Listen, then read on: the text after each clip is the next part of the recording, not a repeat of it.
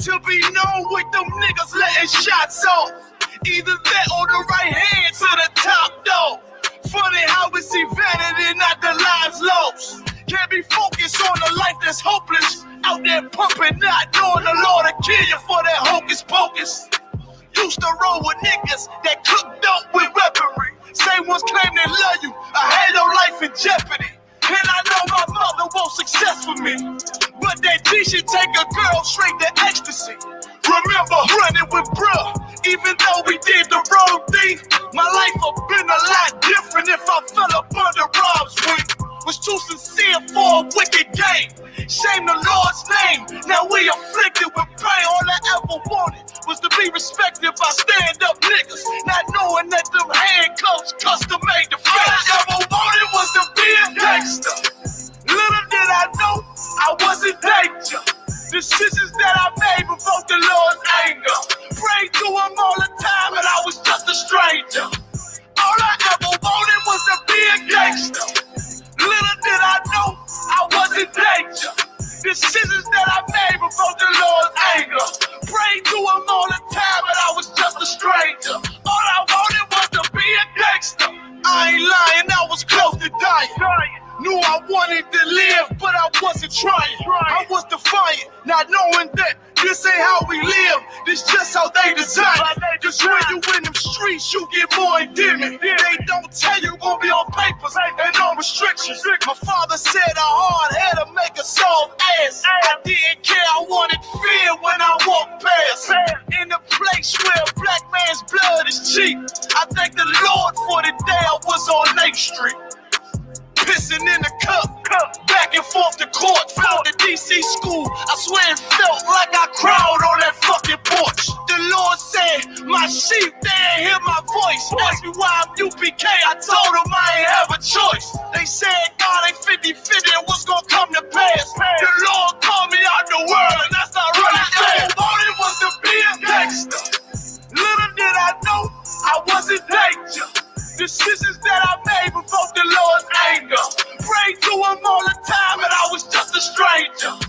All I ever wanted was to be a gangster. Little did I know I was in danger. Decisions that I made provoked the Lord's anger. Prayed to him all the time and I was just a stranger. All I wanted was to be a gangster. It's UPK until it hit the fan. I want power and a throne, nigga, fuck them grams. All I wanted was to be a gangster, but I was real as a righteous man. And now got the upper hand, gotta promote this brand. Correct whole multitudes until they all understand. If I can't get that crown, Lord, then put me in the hands of someone more mighty, make me this hit man. Reminiscing on the pain that was felt. Shit, I was in the jail. Shit, I needed help.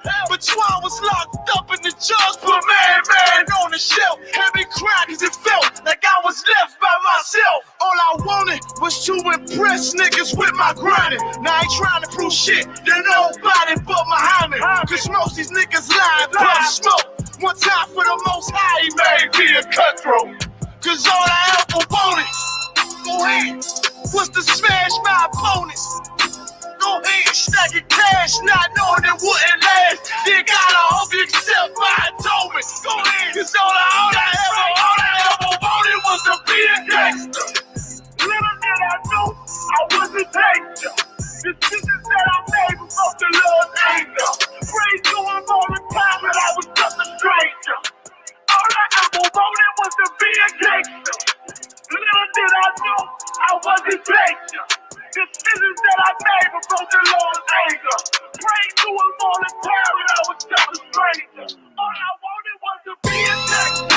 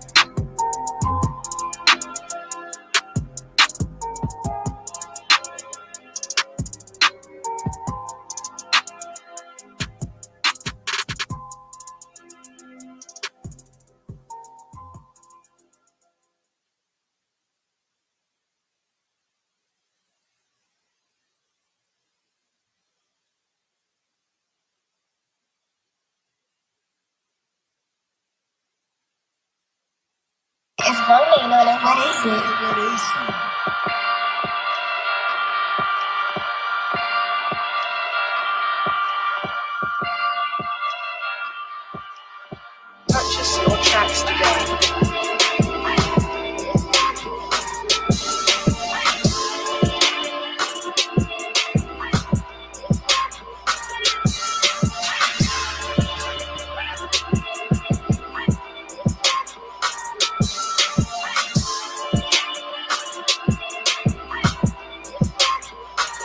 Know the people been waiting for a minute for something authentic. Came in the truth and bossed in it. Made niggas regroup. Had to shed light on the false image. You became whole court. Now who the fuck was scrimmage? 2 words for soft niggas. What is good riddance? Don't affiliate with feminist symptoms. I know you feel me, nigga. This a death threat to hip hop. You don't stop that weak shit, I'ma mix your lean with some grimlock. When the last time you heard it this raw? What I wish for's when the earth inherited by the piss fall. We been to war, them the ones I'm taking risks for. Ain't got no picks or no cards to hold. Holy angels watch my steps and block guard my soul. Can't let them leave my body cold. I know you feel me, nigga. Let the wicked weep and the meek prevail.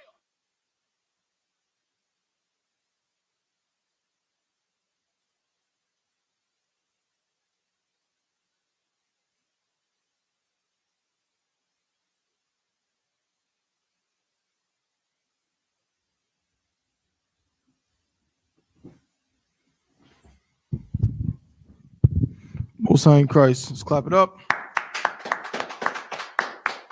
Shalom, Yahweh Bashim, Yahweh Shah, Barakatah, all the brothers. Yahweh Shamal, Athah Bashim, Yahweh Shah, all the sisters. This is the Israelite School of Universal Practical Knowledge. Start out at 1 West 125th Street, Harlem, New York, under command in General Yohana. We are here in Durham, North Carolina. Precinct Officer 500 Thabawan holding down the Brotherhood class until my brother, Officer 500 Yarmak, you know what I'm saying, arrives. Okay. So, of course, this being the Brotherhood class, you know what I'm saying, that's what we're going to, I'm saying, the brother's going to come in and, you know what I'm saying, deal with scriptures that deal with conduct, you know what I'm saying, how we conduct ourselves as a nation. Because as Blacks, Hispanics, and Native Indians, one of the main things that we're missing is we don't have a constitution of our own. We don't have a blueprint of our own for how to deal with each other. And it's evident by, you know what I'm saying, by the actions that we commit against one another. You understand? And so we found out in Isupk that this Bible is absolutely 100% our constitution, that this Bible is our records. This Bible is our history. You understand? And we're going to read that. We're going to read the scripture real quick to talk about that. You know what I'm saying? Because there's anybody who needs this Bible, it's Blacks, Hispanics, and Native Indians, which shows you who this Bible is for. So we're going to get this scripture real fast. Salakia, bear with me. Give me,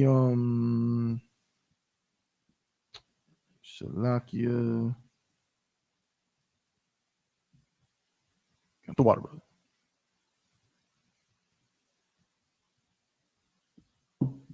Give me Romans chapter 15 and verse 4. No, you gotta put batteries in it. Okay. It has to. They have to charge overnight. Okay.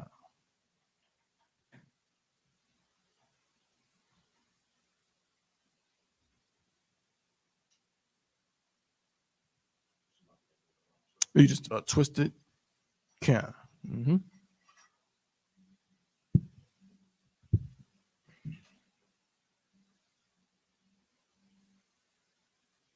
There you go.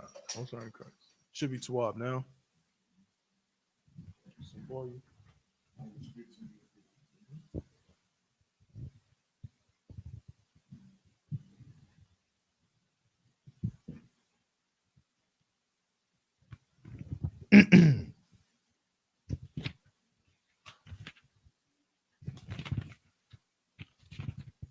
Romans chapter 15, verse 4. For whatsoever things were written aforetime. For whatsoever things were written when? Aforetime. Whatsoever things were written aforetime. What does that mean? Before. Yeah, pretty much. Oh, Salaki, bro. Make sure you count Salaki. Whatever things were written aforetime, like the brother said before. So whatever things were written aforetime, right? I'll get it afterwards. Okay. Well, go ahead. Were written for our learning. Whatever things were written aforetime. What was written before was written for our learning. as blacks, Hispanics, Native Indians, oftentimes we look at this Bible, and first of all, our Christian pastors made us believe things about this Bible that were absolutely not true. They lied on this book, told us that this was what? This was the oppressor's book. That this book was about some guy, some Caucasian male with long stringy hair who loved, you ready? With long stringy hair who loved everybody. You understand? And we found out that all of that was garbage and a lie. All of it was nonsense. We found out that according to this Bible, Christ is a black man from the tribe of Judah. You understand? We found out that according to this Bible, when T.D. Jakes said that the laws are done away with, and Creflo Dollar and all of them said the laws are done away with, that's a damn lie. And that we have to keep God's laws, statutes, and commandments. You understand? But they never read this to show us the importance of these records. Read that from the top again. Romans 15, chapter 4. For whatsoever things were written aforetime. Now, this is written in the New Testament. But if it was written aforetime, then what is that talking about? Before the New Testament. There was no New Testament when Christ was walking the earth. It didn't exist. So this is Paul talking in the book of Romans. So he said whatsoever was written aforetime, he's talking about what? He's talking about the law. He's talking about the books of Moses. He's talking about, you know what I'm saying, Judges, Ruth, 1st and 2nd Samuel, Kings, Chronicles. Whatsoever was written aforetime was written for what? Was written for our learning. Was written for our learning, right? It wasn't just by mistake or some accident. It's not some book for you to just have on your shelf like your grandmother sitting there collecting dust for 30 years. Right. It's a book that you're supposed to use to learn. Read on. 1 second. That we through patience and comfort of the scriptures might have hope. Right. That we through patience and comfort of the scriptures might have hope. Now you tell me who needs hope in this place. Israel. Who needs comfort in this place? 12 tribes. The 12 tribes of Israel, so-called blacks, Hispanics, and Native Indians. Yes, so lock in with that. I pass the class over to priest and officer Yaramak.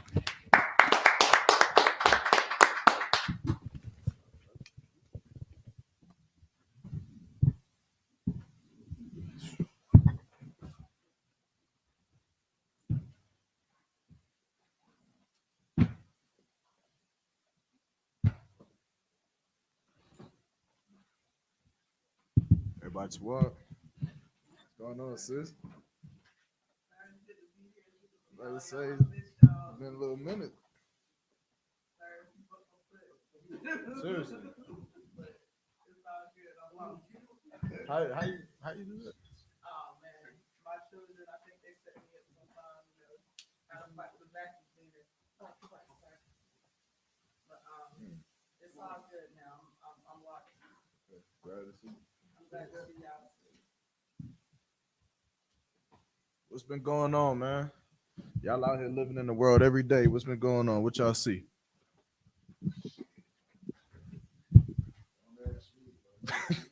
might be right.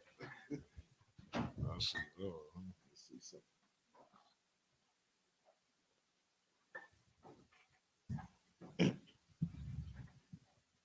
What is it? Boosie versus Lil Nas X. That's what's in the world, right? Yeah, that part. Bear with me 1 second.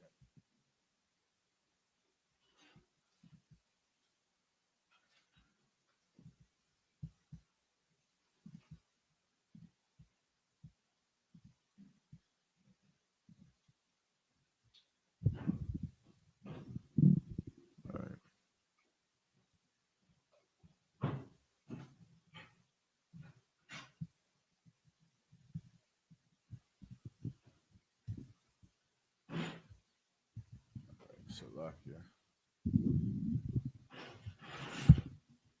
Get this live up and running.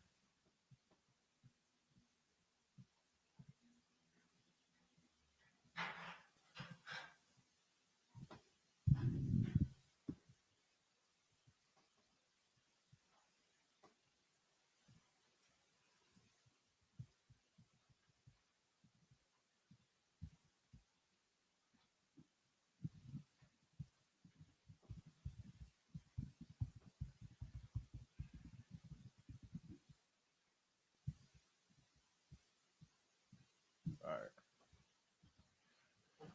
Hey, Dabawan. You know that this thing.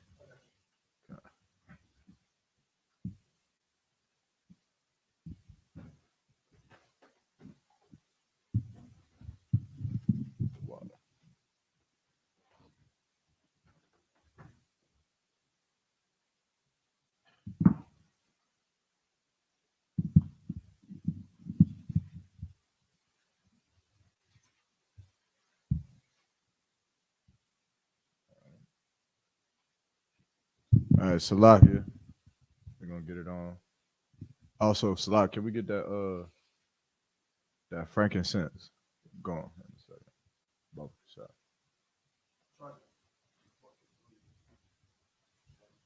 You're losing the touch. Shalaki. Go ahead. What's going on? A whole lot of worship of the Greek.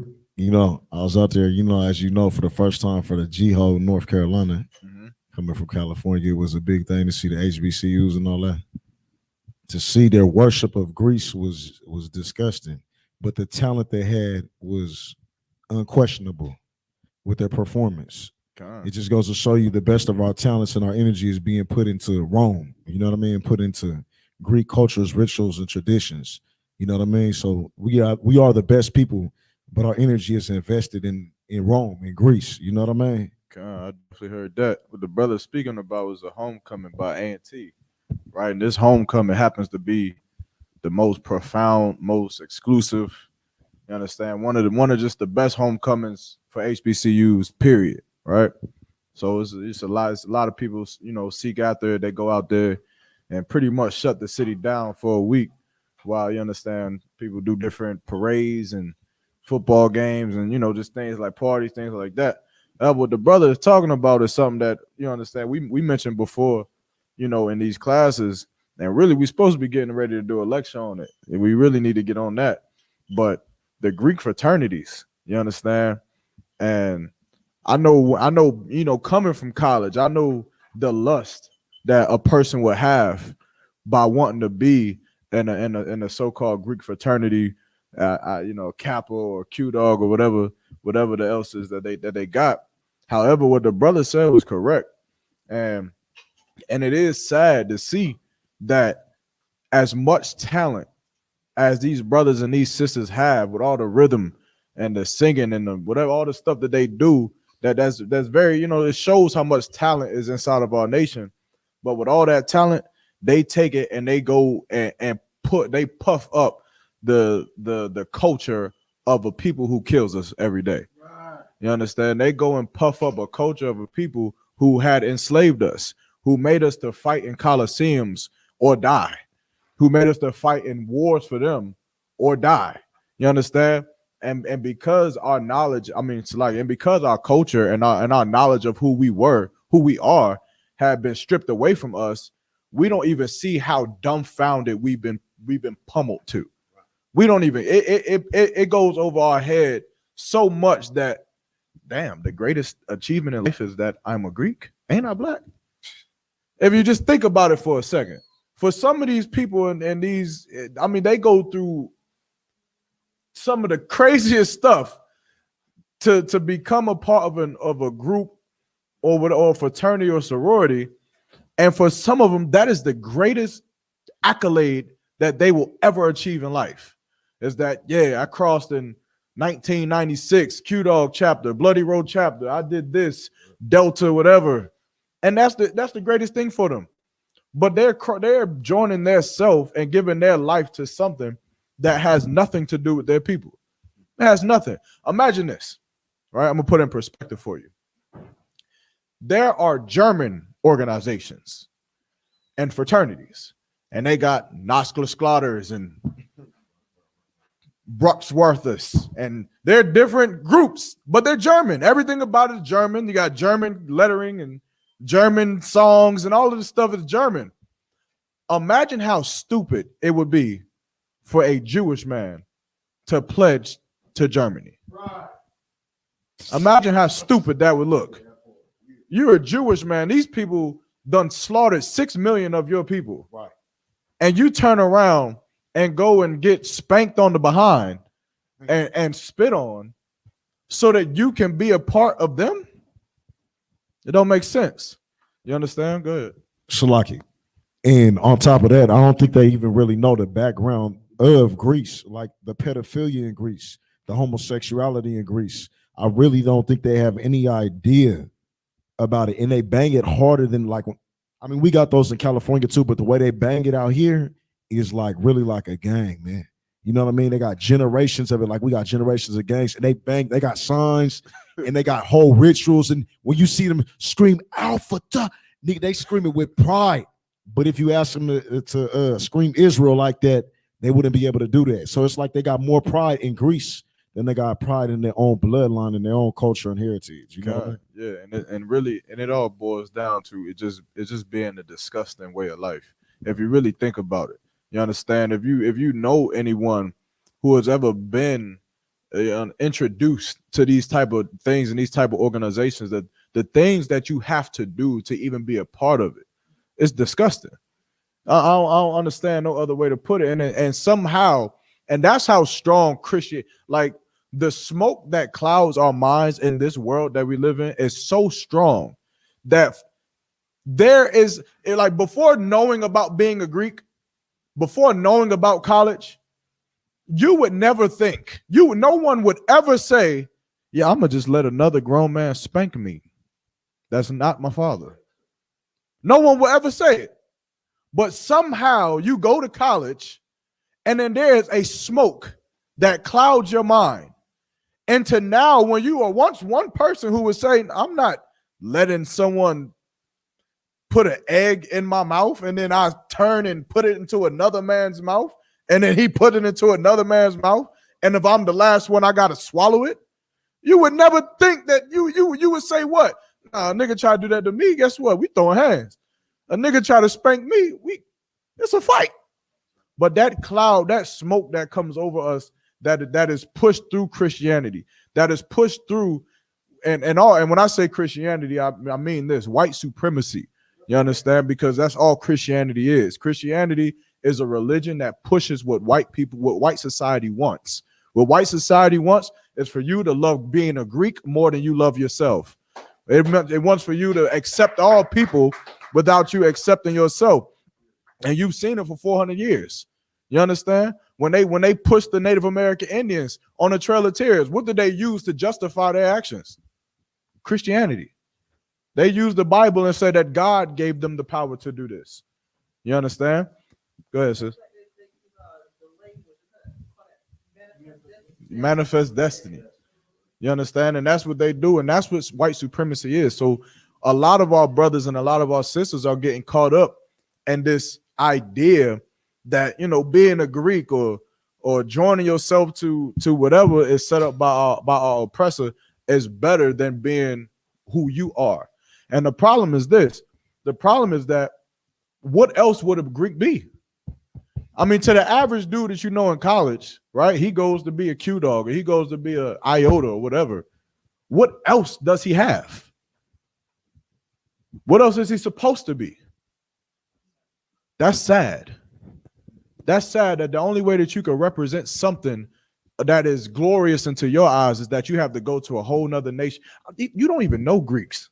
Right. That's the dumbest thing. You don't even know Greeks. It's not like it's a NC State fraternity that you go to this school, you're a part of the school, or a Duke fraternity. It's Greeks. How many of you ever really sat and congregated amongst Greeks? I've never done it. Go ahead. What you?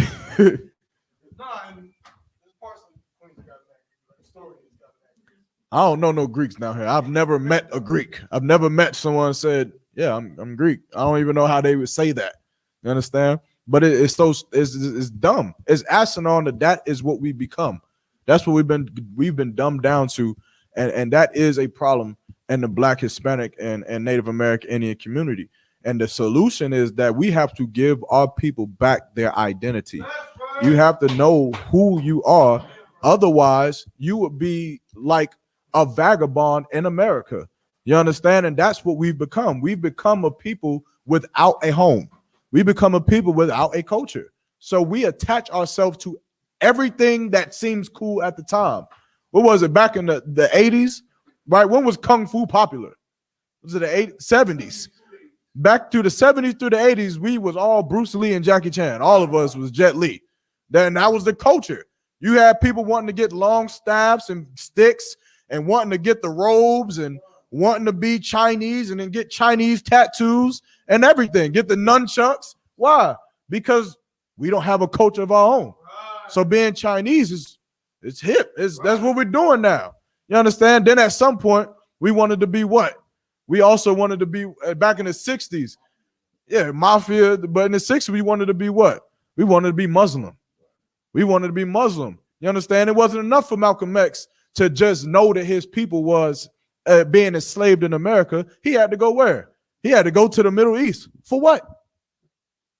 For what? What does some idiot in the Middle East know about salvation for black people in Harlem? That's great. What does he know about saving your life from police brutality in Brooklyn, New York? What the hell does some idiot walking around a rock 7 times has any knowledge on how to fix your condition in Baton Rouge, Louisiana? He doesn't know you. You go over there and they open you with welcome arms. Why? Because your stupid ass is bringing money to their country and you think that they love you. They don't know you. They don't know what it's like to grow up in Bronx. They don't know what it's like to grow up in Durham, North Carolina, or what it's like to grow up in California. They don't know what it is. All they get, and only recently have the airwaves been opened up and television and radio and cable access channels been open so that they can even get a taste of what it's like to be a nigga in America. But yet we go to them for what? For what exactly? Would you step into your science professor's room and say, hey, I got some English problems I need help with? It's stupid. It's dumb. You understand? But the problem is that we don't know who to go to. For 400 years in America, what black people has lacked so bad, which has put us in this condition, is righteous leadership. We have not had it. You understand? We have not had someone who did not take advantage of us and then hand us into our oppressor, who did not take advantage of us and then hand us into some false religion, who did not take advantage of us and hand us to some different culture. Every leader that we've had has always tried to get us to join something else, never each other. Marcus Garvey wanted us to go do what? Go be with Africans. What's his name? Orgy Mike. Right. Michael Luther King, right? He wanted us to be with who? Our oppressor. He wanted to join with them. Malcolm X, Elijah Muhammad. They wanted us to join who? They wanted us to join Middle Easterns and to their religion, right? That's all we've ever done. We got a God. We have you Chinese people, they have a God. Who they serve? Buddha. East Indians, they serve who? Shiva. Krishna, Salakia. Khan. You understand? Like our oppressor, he serves as Caesar Borgia, that homosexual image, that made up thing, whatever that is. You understand? Africans, they got all a plethora of gods. Goddamn, they is not lacking in gods. They got their gods though. You understand? There's nothing wrong with them having they want their gods. Go do your thing. That's African gods. That's what they do. They worship Rod and put plates in their lips. No sweat. That's their culture. It's their customs. That's what they do. Egypt had its gods and deities and Ma'at and Medunater and so on and so forth. What is the nigga god? Now, I know the answer, but it's a rhetorical question. What for 400 years in America, what was the god for niggas for us? Okay, let's go with that answer. Let's say that white Jesus Christ, right, in the Bible and Christianity is the God of Israelites. Well, there's a problem with that. Because if our oppressor wants you dead and God helps him because it's his God, wouldn't it be contradicting for you to have the same God? How would it work? If God is the reason that they had manifest destiny, then how could the Native American Indians worship the same God? How would it work?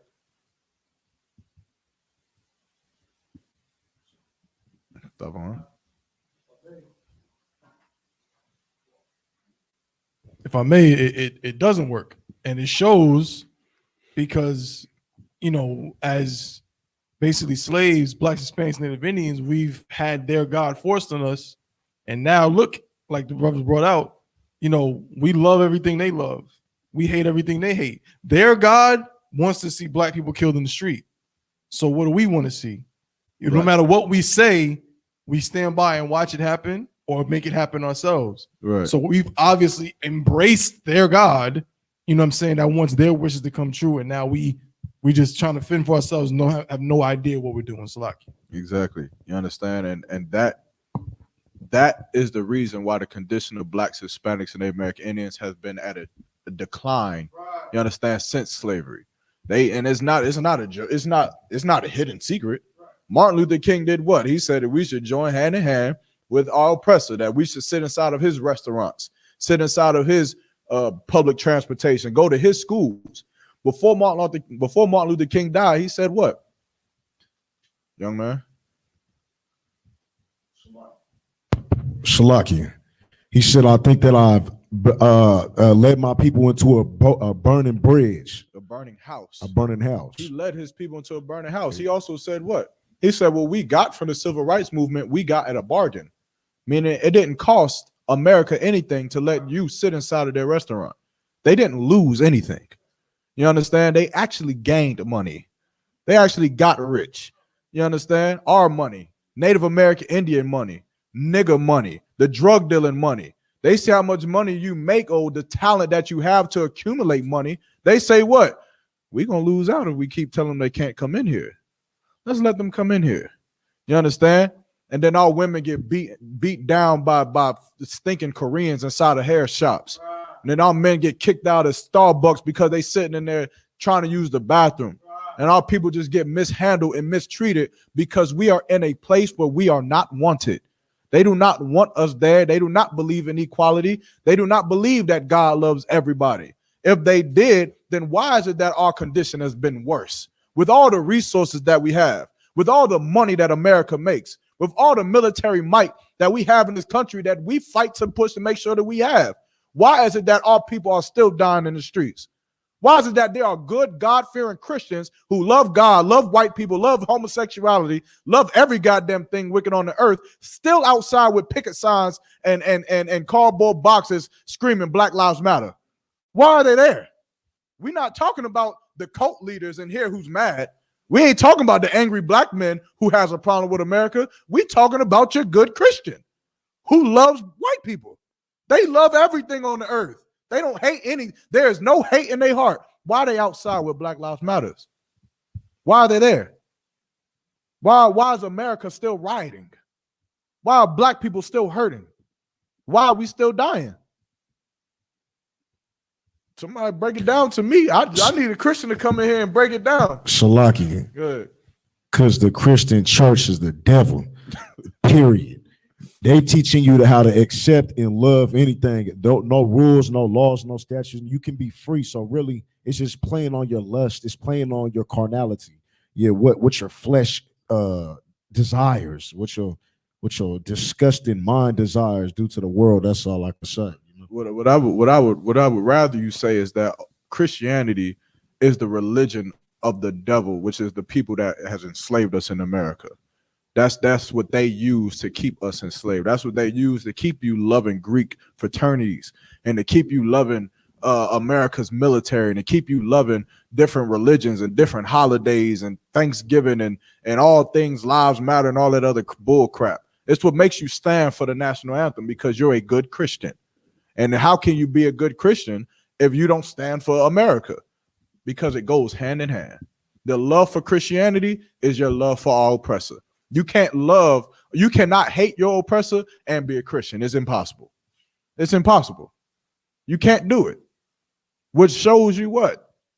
That Christianity is nothing but the love of our oppressor. Can you hate your people and be a Christian? Yes. You do it now. You kill each other now. And before you go kill each other, what do? Praise the Lord. Right? And then you go kill each other. Can you hate yourself and be a Christian? What do you do before they go strip in the strip club? What do? They gather together and pray to God before they go strip. You don't believe me? Look it up. They can hate their self and still serve a Christianity, because Christianity has nothing to do with your prosperity. Christianity has nothing to do with your people getting off of drugs. It has nothing to do with the homelessness inside of your community. It has nothing to do with your people having salvation. It has everything to do with your people making or puffing up another nation above you furthermore. That's it. That's it. Since the beginning. You think I'm lying? Where did pastors come from? What does the word pastor even mean? Or what does the word come from? What is a pastor supposed to do, especially in slavery, where pastors were starting to be brought up amongst of our people to pastor to slaves? Shalaki, prepare you to listen to the slave owner. There's a word specifically I'm looking for. Think of the word pastor. What is it, Shalaki? What does the letter start with? P. Priest. Mm-mm. Think about the condition of our people. Think about what was going on in slavery. Perpetrator. Mm-mm. Right? Hold on 1 second. In slavery, we did not want to be slaves. We did not want to necessarily listen to our captive, our capture, right? Our oppressor. And so because of this, there had to be something done to keep us in control, right? Thus, your pastor was supposed to go out and preach a gospel that our oppressor taught him how to preach or to say or sing or dance, whatever he taught him how to do. And he did these things so that he could do what to the nation of Israel, to the slaves? To make them passive. Close. You on it. You damn near just said it. Think about a baby crying so damn much in an uproar. What do you do for that baby? Shalaki, I ain't got no kids. Just no sweat. You pacify. Your pastor is to pacify the nation of Israel. They go and they tell you that God loves everybody and that you should just hold hands and sing and dance and be forgiven for your sins when you die. And so black people had to do what? We had to stop thinking about saving our children. We had to stop thinking about raising strong men. We had to stop thinking about these things because our only focus was on what? Following what that pastor says so that we can make it into heaven. Doing what that pastor says so that we can go into the pearly gates. I can't defend my wife while my slave master rapes her every single night. I can't lose my wife for her. I mean, my life for my wife, which would have been an honorable thing to do. But I can't. I have to allow it. Why? Because every Sunday, after my wife has been raped 5 times throughout the week, we go and we listen to someone who we respect. We go and we listen to T.D. Jakes. We go and listen to Creflo Dollar. We listen to Martin Luther King. And we listen to them. Why? Because they look like us. They look like us, and we see them in a high seat. We see them as a celebrity, someone that we ought to follow. And so no matter how many times my wife has been raped, no matter how many times my children have been abused, how many times my brothers have been killed, have been slaughtered, stolen from us, we listen to this man that we put our trust into. And he teaches us what? To turn the other cheek. That God will forgive all. That after all the wickedness and the crimes that our oppressor has committed, that somehow that they should still have a way to sit with us in the kingdom of heaven. That you got to sit with a man that done raped and murdered your whole family. You got to sit at the table with him. He got to be a rapist, got to be rich, got to run a country, got to slaughter 77 million Americans, Native American Indian, got to take your people and kill 99 million of them on the transatlantic slave trade and go to Disneyland and Disney World and build airplanes and spacecrafts and dive in the ocean. And then when he died, he got to sit with you after he done murdered your family.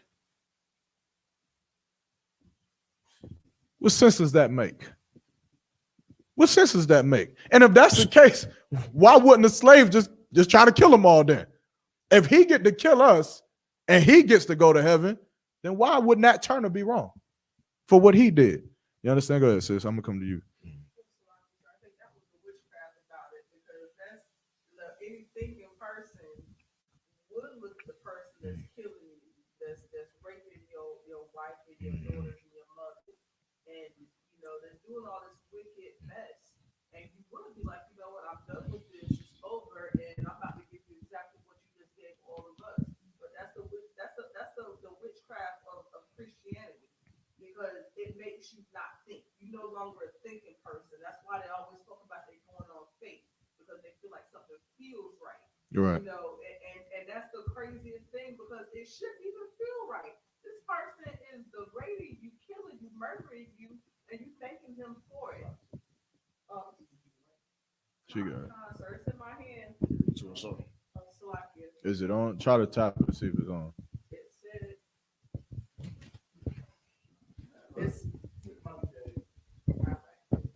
Yeah, no sweat. But yeah, that's the craziness. That's the witchcraft that I see in Christianity, because none of it makes any sense. Mm-hmm. And like as much wickedness as is done to us, and then the first thing that they do, like they'll sit there, lie to your face, deny it, and make you try to feel like you crazy. You know what I'm saying? They make it be like it's you. As hard as we work, they will blame us for poverty. They will blame us and be like, y'all are wicked for killing each other. But you flood guns in our community, fill us up with drugs, you know, keep us poor out on purpose through programs that they know about, and will sit there and deny that they deny it every day. Right. And then look at you in your face like it's a problem with you. And that's what Christianity is. It's a mental condition. Man. Yeah. Good, brother. So like it's been a minute since I heard a woman like really understand and acknowledge that. Like that's it's amazing what we do in the ISUPK, man. Damn right. And the truth is just, you know, it's refreshing. But Salaki, I was gonna say, you know, it's crazy because not only that, the descendants of the slave owners are required, the descendants of the slaves are required to respect, entertain, and make feel comfortable the descendants of the oppressors.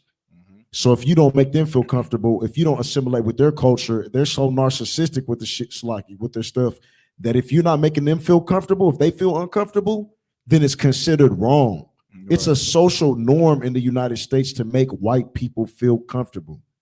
That's crazy. You understand? Even with homosexuality, it's the same thing. All right. You homosexual can do whatever. I actually had a paper on this, right? And the paper was about what was considered, what's the word it was? It was like sexually acceptable, right? Meaning dealing with people's sexuality. And of course, my paper have to be neutral, right? I can't choose a side. However, the paper, like, how can I put this? Our oppressor believes that he can do whatever it is that he wants to do, and he has to set the norm. So to state in a paper that homosexuality should be, what's the word I used? I'm gonna say condensed in public, for lack of a better words. I use better words than my paper. But meaning, you shouldn't be walking around with a shirt off talking about you gay. You shouldn't be doing that in public. Why? Because my goddamn children are sit at this park. You shouldn't be being no damn drag queen running around touching on people and like people always try to call them hate crimes and stuff on homosexuals. But do you see how they act? Do you see what they do? Run up and touch you. Now, do women not have problem with men running up and touching them in clubs? So what's the problem? Why is it that if a man come up and touch you in the club and you say, fuck off me, Salakia for my language, why is that? Oh, he's homosexual.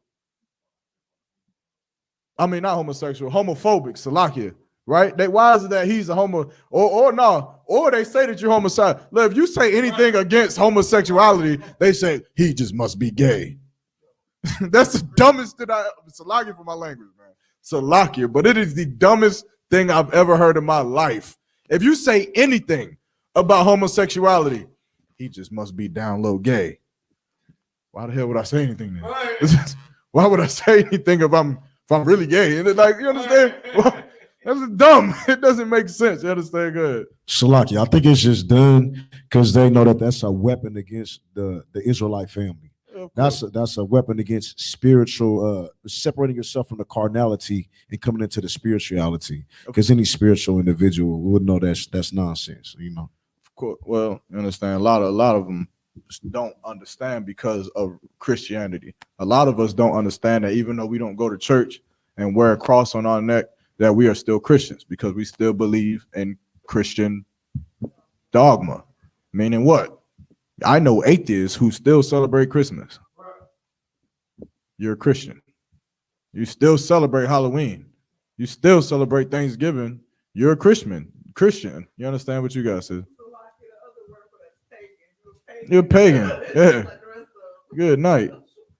And it's all nonsense. But the point is that homosexuality, just like white supremacy, is all about this nation of people being on top of ours.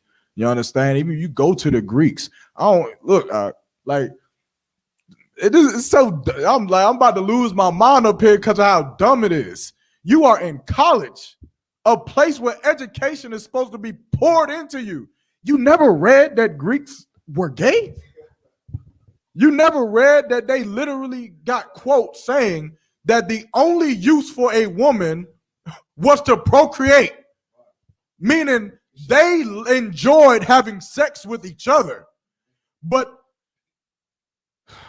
God forbid they have to create more people. So damn, they gotta go sleep with this thing that happens to be a woman. This is what they said. Right. You're in college. Read. Now, I don't know. Look, go ahead, sis. That's the whole thing. That's not education. That's indoctrination. Come. Indoctrinate you into society to believe themselves. So they Come. give you something and make it seem like it's something good.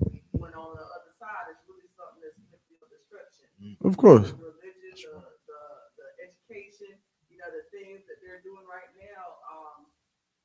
As far as like homosexuality, like.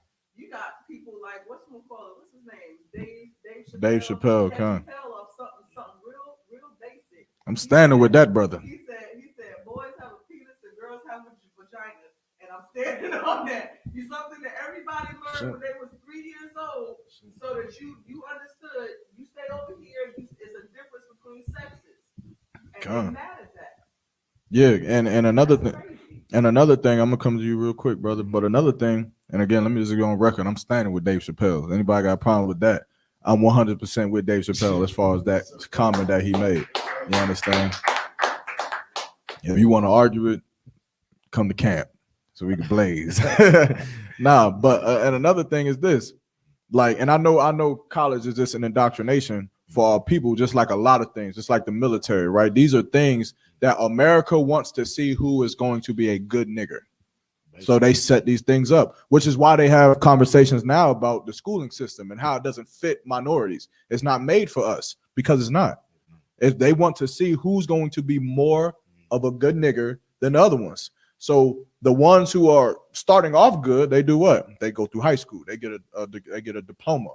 These are the ones who probably won't be career criminals. These are the ones who are less likely to get arrested. This is the statistics of how they think about it. Then they go to college. The ones who enroll in college, their statistic level of becoming a career criminal, going to jail by a certain time of age, by a certain age, the rate goes down in their statistics. Then those who graduate, it drops down even further. Those who are willing to negate their masculinity or their femininity to be in a Greek fraternity, they start becoming, these are the niggas we can trust. These are the niggas we can use. These are the ones who will get beat on their ass to be one of us. And then they go further, like they go so deep, even when you get into masonry, right? But it's so disgusting. I had a brother, I went to G-Ho for one day. I had some dude come up to me talking about, are you friend or foe? Man, you had to see my face in that second, man. But of course, I handled like a real priest. And I told him I was, of course, UPK. You understand? And we handled that situation. That's another story, right? But the fact that they would do these things is what lets America know he's a good one, right? You go through the military.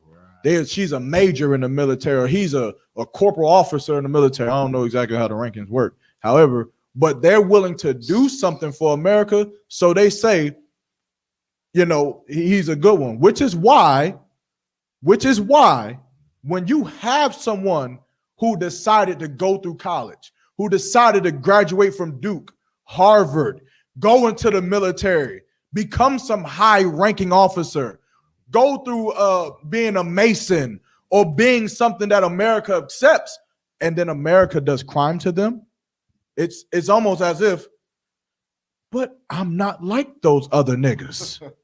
How did this happen to me? I'm a corporal officer. I'm a police officer myself. How many times have you seen that story? You don't know who you are. Who is your chief in charge? I'm officer so-and-so. But then when they continue to whoop your behind, you feel as if, why is this happening to me? A good movie to watch for that specific scenario is Sankofa.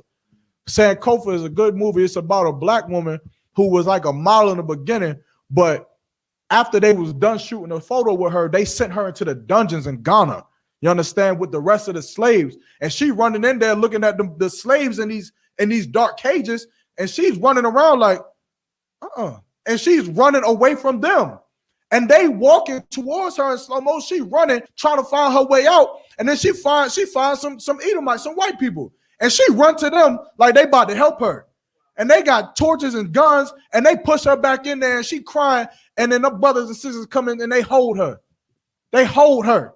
And she had to learn throughout that movie that no matter what she thought, she was always a nigga just like them. And it was better to be accepted by them than to be accepted by our oppressor. And she had to learn that. You understand? And that's what a lot of our sisters and a lot of our brothers have to learn today. That it's better to just be a part of who your people is rather than be some stinking Greek. When have you ever heard of Greek coming over here fighting for black lives? When have you ever heard of Greeks pouring their resources into the black community? When have you ever seen it? It's never happened, and it won't, because Greeks love their people. Rome loved their people. America loves its people, and it'll never love you. And so it's asinine for us to believe that the only way for us to live is to live by their standing, to live accordingly to their social class or their social system. And that's what we believe. And it's stupid. Now, not to say that no brothers can go to college and things like that. I'm in college myself. However, it's a job for me. You understand? You go in there, you get your accolades, you get enough money so that you can support and provide for a family, so that you can pay your tithes to the Isupk and build up more schools so that we can continue to bring brothers off the street. That's what it is. You understand? And you keep your spirit in that no matter where you at. If you in the military, keep your spirit. You know that they devils telling you what to do. Gonna send you to your death. Gonna tell you to go and jump out of a plane on some. How many of y'all seen what is it, Battle of Normandy? What was it? What was the beachfront battle? Normandy. What the fuck? I gotta run out there in that?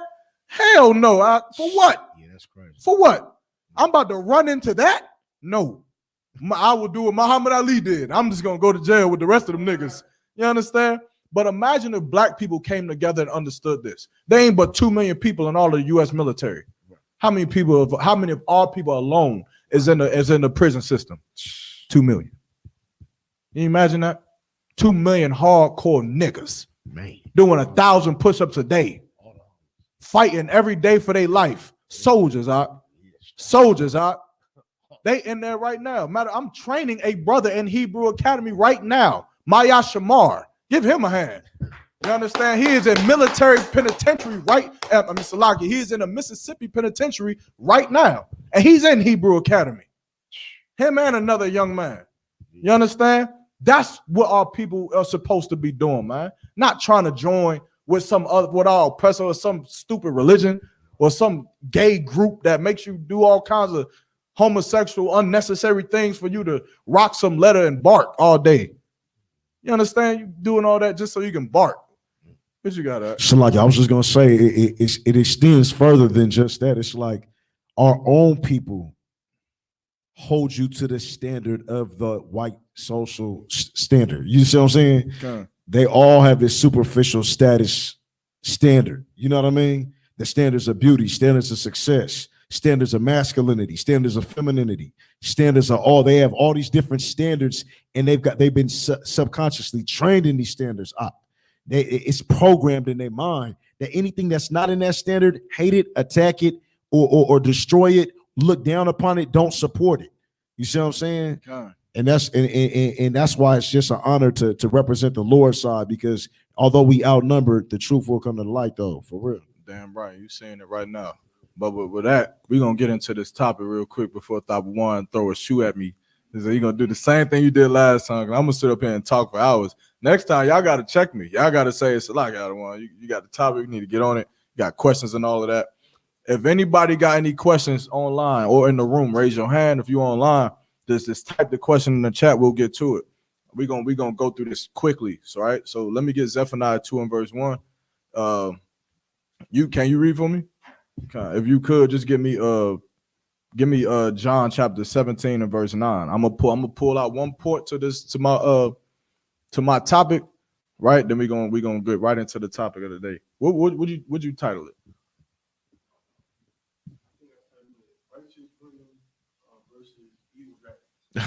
Most High Christ. Righteous women versus evil dragons. All right. Now, this is a topic that a lot of Akwath, you understand? they hate to hear this topic. They like, man, let's get to the killing.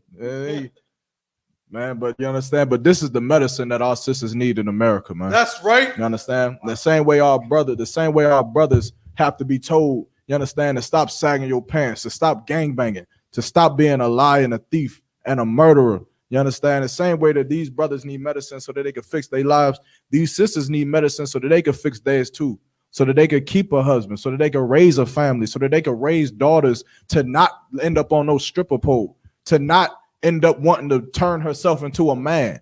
You understand? We got to be able to fix these issues, and you can't argue with it because it ain't fixed. You understand? So something that we've been doing ain't been working. What you got?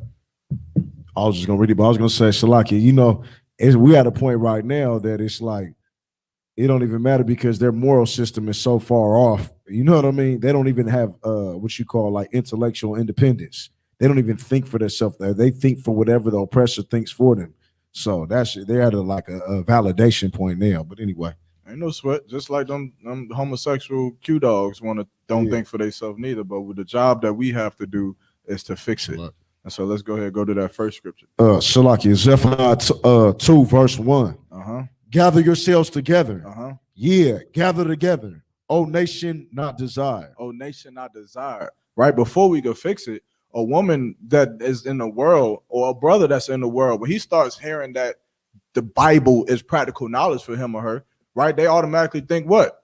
That's a white man's book. This is for white people. There ain't no spirituality in there. There's nothing but stories of David and Goliath and some other dude named Moses. They don't really know the Bible because their whole life they have never been taught the Bible. They've went to the Christian church and see the same things that we speak badly about. They went in there and they seen, how is he a deacon but he sells drugs?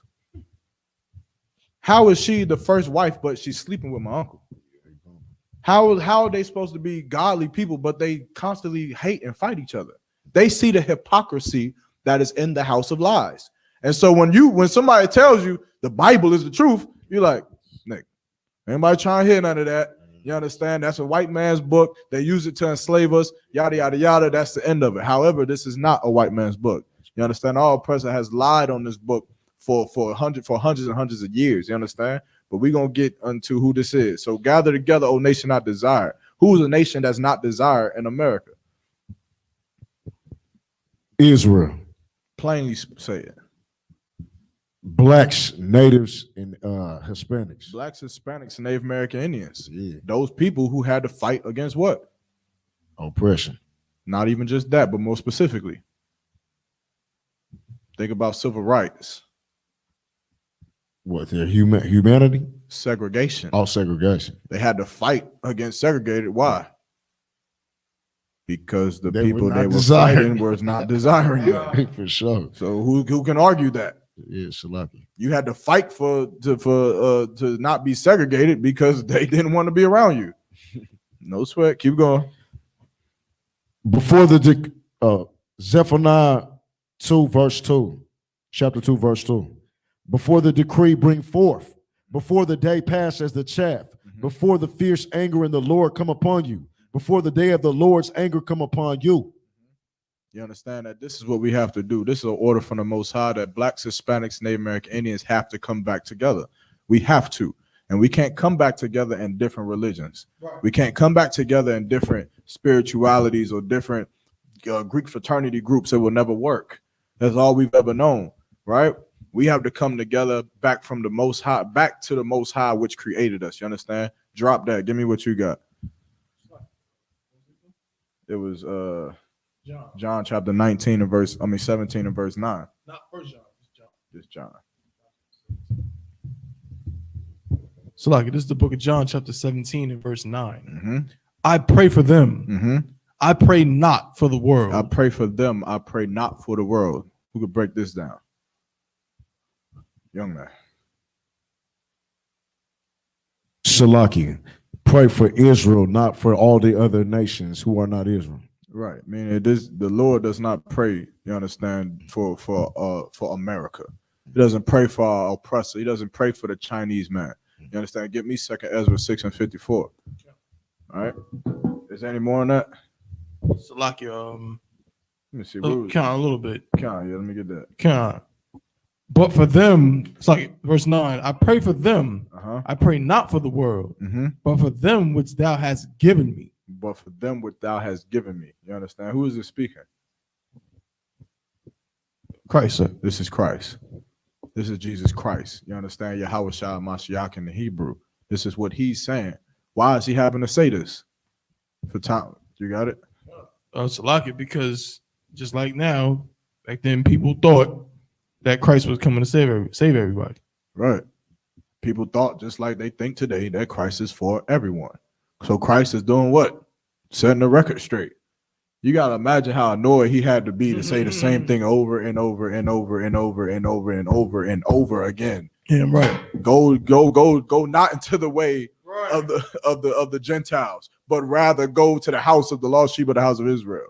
How many times have you had to say, I am not sent but unto the lost sheep of the house of Israel? I pray not for the world. I pray for them which thou hast given me. He said it over and over again, but somehow Christianity still has you believing that Christ loves everybody.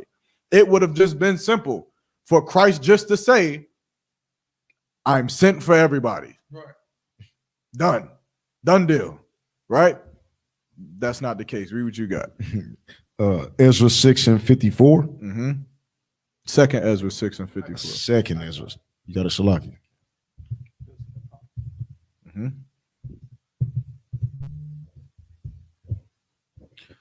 The book of 2nd Ezra, chapter 6 and verse 54. And after these, Adam also, whom thou madest Lord of all thy creatures. Now, this is important because Christians will try to say what? That because of Adam, we are all the same. We're all the human race. Right? Which is true to an extent. Right? We all come from Adam. Right. Chinese people, Japanese people, white people, African people, us, Mexicans, we all come from Adam, right? Keep going. Concept. Of him come we all, and the people also whom thou hast chosen. But here he is making a distinction. He's making a difference between all of the people, but then a specific group of people that he had chosen. Keep going. Verse 55. All this have I spoken before thee, O Lord, because thou madest the world for our sakes. Because thou madest the world for our sakes. This is it's a possession, right? He's saying that this was made for us. Keep going. Verse 56. As for the other people, which also come of Adam. Now it's for the rest of the people. So a Christian will say, well, what about them? What about them? Let's see what the Lord got to say. Keep going. Thou hast said that they are nothing. That they are what? Thou hast said that they are nothing. That you should become a Greek. They are nothing. That you should stand for the national anthem. They are nothing. That you should join their military. They are nothing. That you should be a part of their social class. They are nothing. That they are nothing. This is what the God of the Bible says about That's right. nations. You understand? So who are we to want to to get beat in the back to be a Greek when the Lord says that they are nothing? You understand? Keep going. but be like unto spittle. What is spittle? What do I gotta do to show y'all? I hope not. Spittle, the spit that flies out of your mouth when you talk, the little specks of saliva that spit. That you understand? That's what they are to the Most High. Keep going. Come. And has likened the abundance of them unto a drop that falleth from a vessel. Meaning the value of these other nations is slightly none. You understand? It's none. Keep going. Come. Verse 57. And now, O Lord, behold, these heathen. These who? These heathen. These heathens. Keep going. Which have ever been reputed as nothing. Meaning what? It's been repeated over and over and over and over. This is nothing new. This is not some, wow. Are you serious? This is in the Bible? Right. It's everywhere in the Bible. That's right. It's every reputed as nothing. Keep going. Have begun to be lords over us. They become your drill sergeants. They become the dictators of the colleges that you go to. They become the wardens in the prisons that you live in. They become the overseers in the slave plantation that you work on. They become the managers at the job that you work for. They become your bosses in everything. They become your Lord. Everything you do, your life is founded around what America wants you to do. Your life. You can't even go to a football game and sit down during the national anthem. You would feel so uncomfortable. It'll make you just, even if you just tired and just want to sit down, if you tried to do it, you would be like, it'll strike something and you're like, oh, damn, they probably all about to be looking at me. They're gonna think I'm racist. But who cares? You understand? Keep going. Come. And to devour us. Verse 58. And to devour us. What does it mean to devour us? Top one. To destroy us. They destroy us. They kill us in the street. They slaughter us in the street. You understand? Flint, Michigan still ain't got clean water, I don't think. Look at how we're treated in the prison system. Look at how people are treated in the military. Look at how women are treated in the military. Look at how brothers are treated by police officers in America. Look at all the things that we fight for, the educational system. They are devouring our children at the womb of a woman. 400,000. You understand? Every year, they are devouring us from the womb. You understand? Good. Salakia. And I think they're trying to perfect desensitizing us to it. Just desensitizing us, making it to where you don't feel anything about it. You don't think nothing about it. You don't know nothing about it. You don't want to know. No, you just be oblivious about it. They want to perfect making us desensitized to where we don't even, because once you don't feel nothing no more, you ain't got no empathy at all, then you could be used for a weapon, a good weapon against your own people. And that's what I see every day. All right. Which is why they turn a lot of us into soldiers, or they make you get beat on your backside so you don't do anything except what the Greek tells you. You understand? But is there any more on that? All right. So for time's sake, blacks, Hispanics, and Native American Indians is who this Bible is talking about. It's who it's talking to, and it's who it's for, and this is how you should live your life. You understand? Give me Proverbs chapter 11 and verse 14.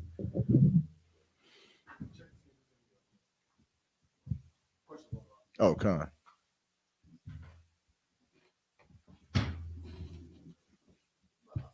What's that?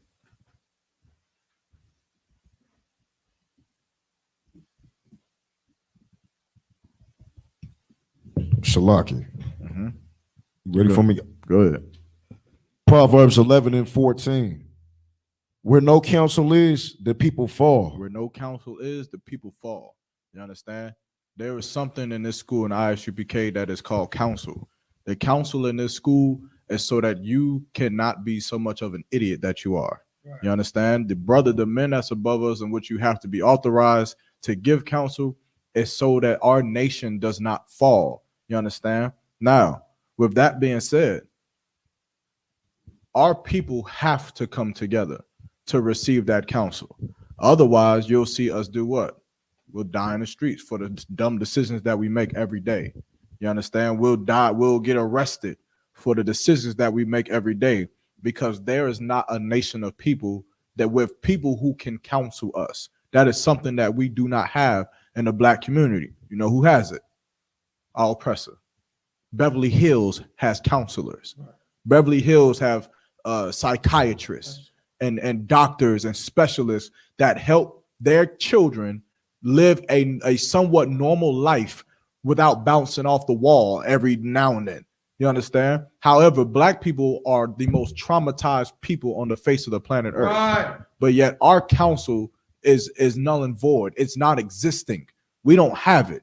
You understand? But in the ISUPK under Commander General Yohana, there's been men raised up to counsel you in everything that you do in this life. What you got? Salaki, I was just gonna say it's a fact that there's less than 1% black psychologists in the U.S. There's less than 1% black psychologists in the United States. Even if they all white, it doesn't matter. The point is that they don't treat us. They don't go to the children that actually need the help. You know what they do? They say that black kids are super predators. That's what they'll do. They'll write articles and do scientific experiments as to why black people commit crimes. But they will never think maybe they're suffering trauma from slavery. Come on. Maybe some white woman telling them to go clean the bathroom sounds a little bit too much like slavery for them. Right. It ain't been that long since my great-great-great-grandmother, you understand, had to deal with that. My great-grandmother had to deal with it. My grandmother was spit on while she had to walk 5 miles to school every day while the white bus would drive by and throw rocks and spit on her. So maybe hearing go clean this up, maybe that ain't, it's psychologically, we ain't there yet. You understand? But they don't put the resources into our communities. You understand? Which is why Commander General Yohana has put those resources into here. What you got?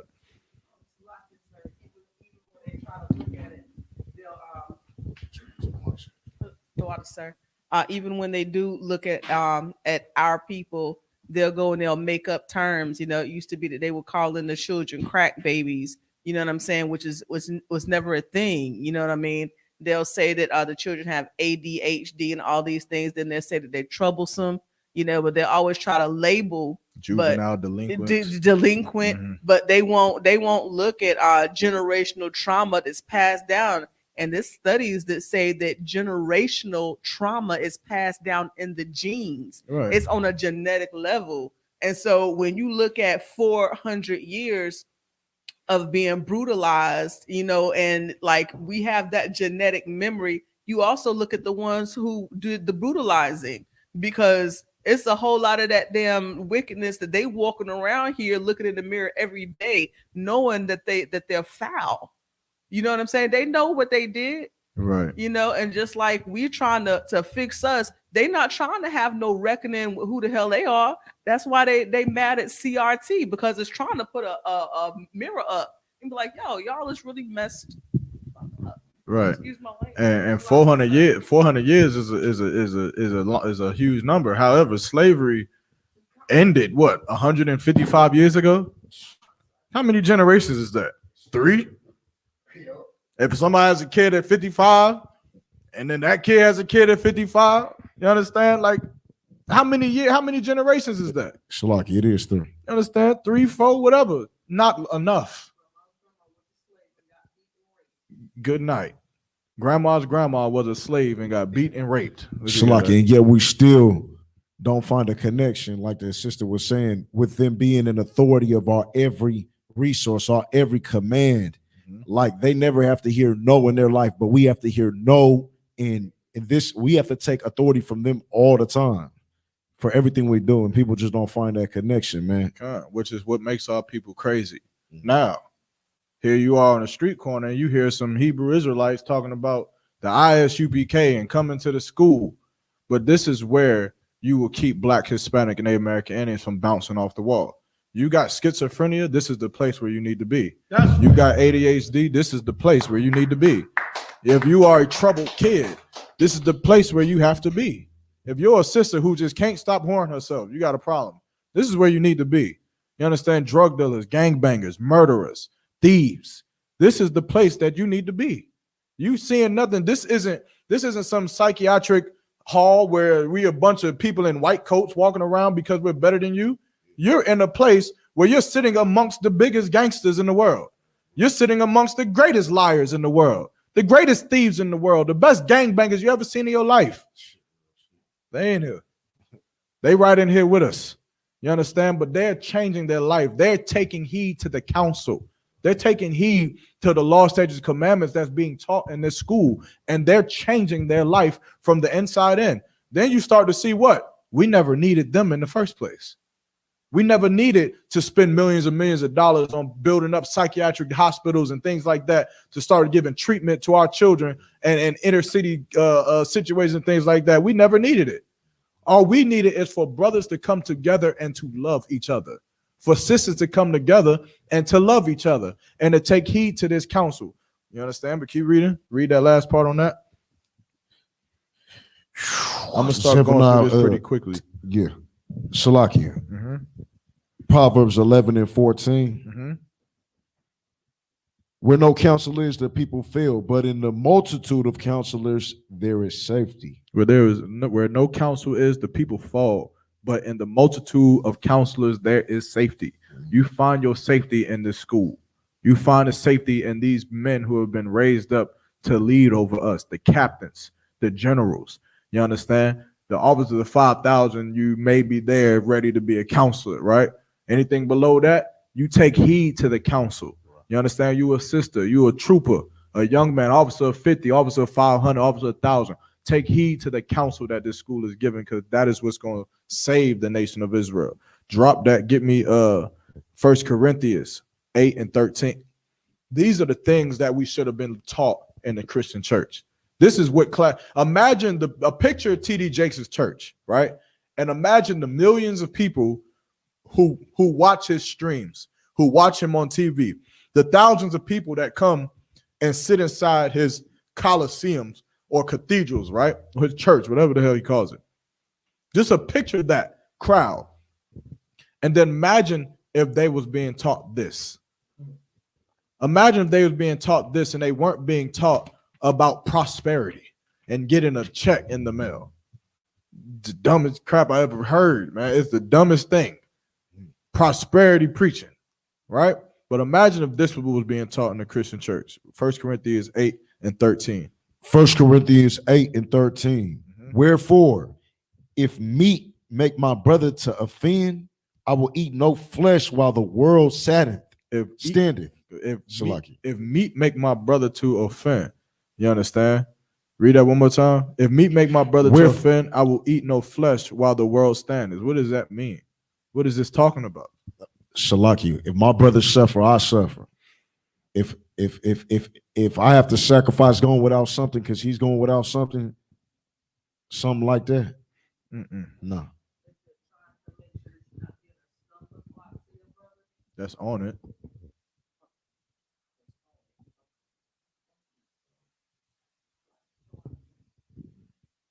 Think about it. If meat make my brother to offend, you understand? Now I will eat no flesh while the world standeth. Salaki, does it have something to do with jealousy? What is the scripture? What is it talking about? If meat make my brother to offend, I will eat no flesh while the world standeth. Go ahead, man. Take a shot. Slack. Basically, like, all right, so you may know that it's lawful, right? But this brother, I'm trying to word it the right way. Salaki, I can't get my words together to describe it. Salaki. No sweat. You want to take a shot? Go ahead. Does it have to do with sharing at all? So this is more metaphorical than lyrical. Don't think about the word meat at all. Okay, yeah. Meat is just a metaphoric word that is being used. That's what I thought. There we go. For time's sake, I'm going to give it to you. All right. I will be very careful to not offend my brother in any way. If me eating meat is going to offend my brother in any way, then what should I do by being a brother unto him? I won't eat it in front of him. If I have a brother who comes into this school and he's dealing with a demon of alcoholism. And if me drinking alcohol in front of him bothers him, it messes with his demon, something that he's trying to fight, then me being a brother, what will I do? I won't drink in front of him. You understand? I won't do things in front of my brother or to my brother that will offend him in any way. You understand? Sisters the same way, right? You see a sister who, I don't know, she got a dress for the Passover, right? And you like, dang, I was gonna get that exact same dress off Etsy. Instead of being some stupid bitch, why not be a sister who says, you know what? I'm happy for that sister. And you know what?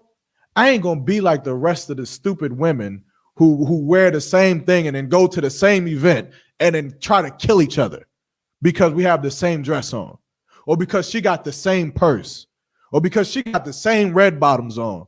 It's a problem. Why not be a sister that says, you know what? No sweat, most high in Christ. I'm not going to do something that offends my sister. Well, I'm not going to do something that offends my brother. Just for time's sake, brotherhood and sisterhood, they are the same in this Bible. You understand? It's the same thing. So when I say something for brothers, is also, you understand, coherent for sisters dealing with sisters, and also sisters dealing with brothers and brothers dealing with sisters, right?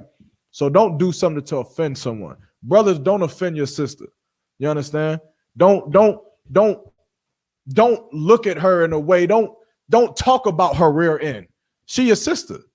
Don't do that. You understand? Sister, don't do that to your brothers. Don't speak on him in a weird way and say, man, he weird. Or, you know, I don't like Officer Thabawan because he's too good with his English words and stuff like that. Because that might offend that brother. And you don't want to be that type of person. We done had too much of that in the world. Too many lives have been taken from our people because of that simpleness, because of that stupidity. You understand? Watch what you say and watch what you do. You understand? What you got? Make it. Let's get it quick. So we only got nice and quick. 30 minutes. Just for clarification, it's just respecting every man or woman's vulnerabilities or insecurities, whatever it is that bothers them. It's just respecting it, or not even just what that bothers them, just anything that they're struggling with. Also, you want to make sure that you don't add a burden to that. The same way you go out of your way in the world to ignore the people around you is the same way you should go out of your way in the truth to not ignore it. You see a brother dealing with something, then you help that brother. You see a sister who look like she having a bad day, man, you go talk to that sis. Say shalom, yo, shema, thaba, shema, shas. What's going on? What's going on with you? You understand? That's how you gain a friend. That's how this nation gets built back up. You understand? But you cannot just live your best life. You cannot just live a life of selfishness, stupidity. You understand? Just going around not giving a damn about who you hurt. Not giving a damn about, you understand, whose day you made it just made bad. You understand? Because you don't know I don't know how this brother may look up to me. I may say something to a brother and he look at me like, damn, it hurt because I looked up to him for real. You understand? You don't know that. So what do you got to do? Watch your mouth. Watch what you do. Watch how you act. Think about the people that's amongst you, man. You understand? And then you'll start to see the death rate of black people go down. You'll start to see the death rate go down, decrease tremendously. You'll start to see it. Imagine if T.D. Jakes was teaching this in his church, man. You understand? Drop that. Let's go to Isaiah chapter 3 and verse 16.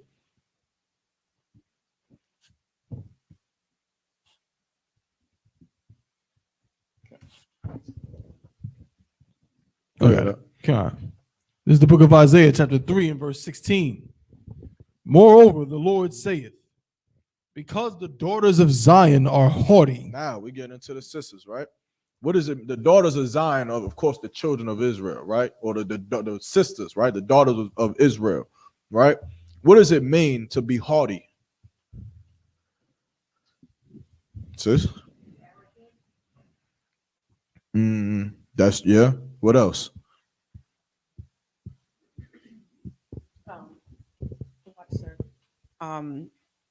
Arrogant, conceited, self-absorbed.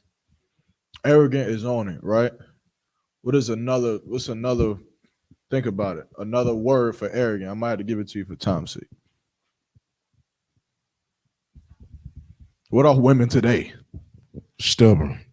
No. Yes, but no. That's not what I'm looking for. What are women today? Women feel like today, of course, I ain't gonna say this again, but I'm saying it right now. I'm speaking generally. You understand? Of course, when I'm talking about women and sluts and whores, I'm not talking about the women in this school. These are women in these school are the daughters of Sarah. They understand how they live their life. Right. They don't live the same life that the women in the world live. You understand? So I'm talking generally. That's the last time I'm gonna say it. Now, women in the world feel as if without this, that they are less than. Pride. They're prideful. Man. Now, what comes before pride? What comes after pride? You said, what comes after pride? Mm-hmm. For time's sake, give me Proverbs. Probably humiliation. Close, but give me Proverbs 16 and 18. You understand? A lot of our sisters have this demon that they have to fight. It's about being prideful. It's about having to always be right. It's about having to not need a man. I don't need a man. One of the greatest attributes to a woman is I get it on my own. I'm in my own bag and his too. It's a pridefulness that is destroying the black community. You understand? Again, now there's nothing wrong with a woman having a career, having her own job, doing this, that, and the third. However, to say that you understand that you don't need a man in this place is stupid. It's stupid because your simple behind gonna end up being just like Oprah's friend during when the pandemic first hit, crying on goddamn Facebook Live because she's so lonely and she wish she had children. You can't have children without a man. Salaki, all my girl cousins, sisters, and aunties like that, super educated, super beautiful women, and super lonely. For nothing. You understand? Like all the education and the money in the world, ain't nobody likes you. Nobody wants to be. I know people. I got people in my family like that too. I got a master's degree from NC State. Really? Yeah, I'm gonna go to the nigga who dropped out of college house because I don't. You born. I don't want to be around you. You understand? But pride. What comes after pride? Read it. Proverbs 16 and 18. Shalaki. Mm-hmm. Proverbs 6 and 18. Excuse me, 6 and 17. 18. Well, you can start at 17. Go ahead. A proud look, a lying tongue. A proud look. A woman who walks and she looks proud. She looks as if she don't need a man. She looks as if people or the other women around her are less than her. You understand? A prideful look. Keep going. And hands that shed innocent blood. Keep going. And heart that devastate wicked imaginations. Feet that be swift and running to mischief. Go to verse 6. Go to verse 18. That was 18, so it's lucky. Proverbs 16 and 18? Yes, sir. 16 and 18. Proverbs 16 and 18. It's lucky. That's right.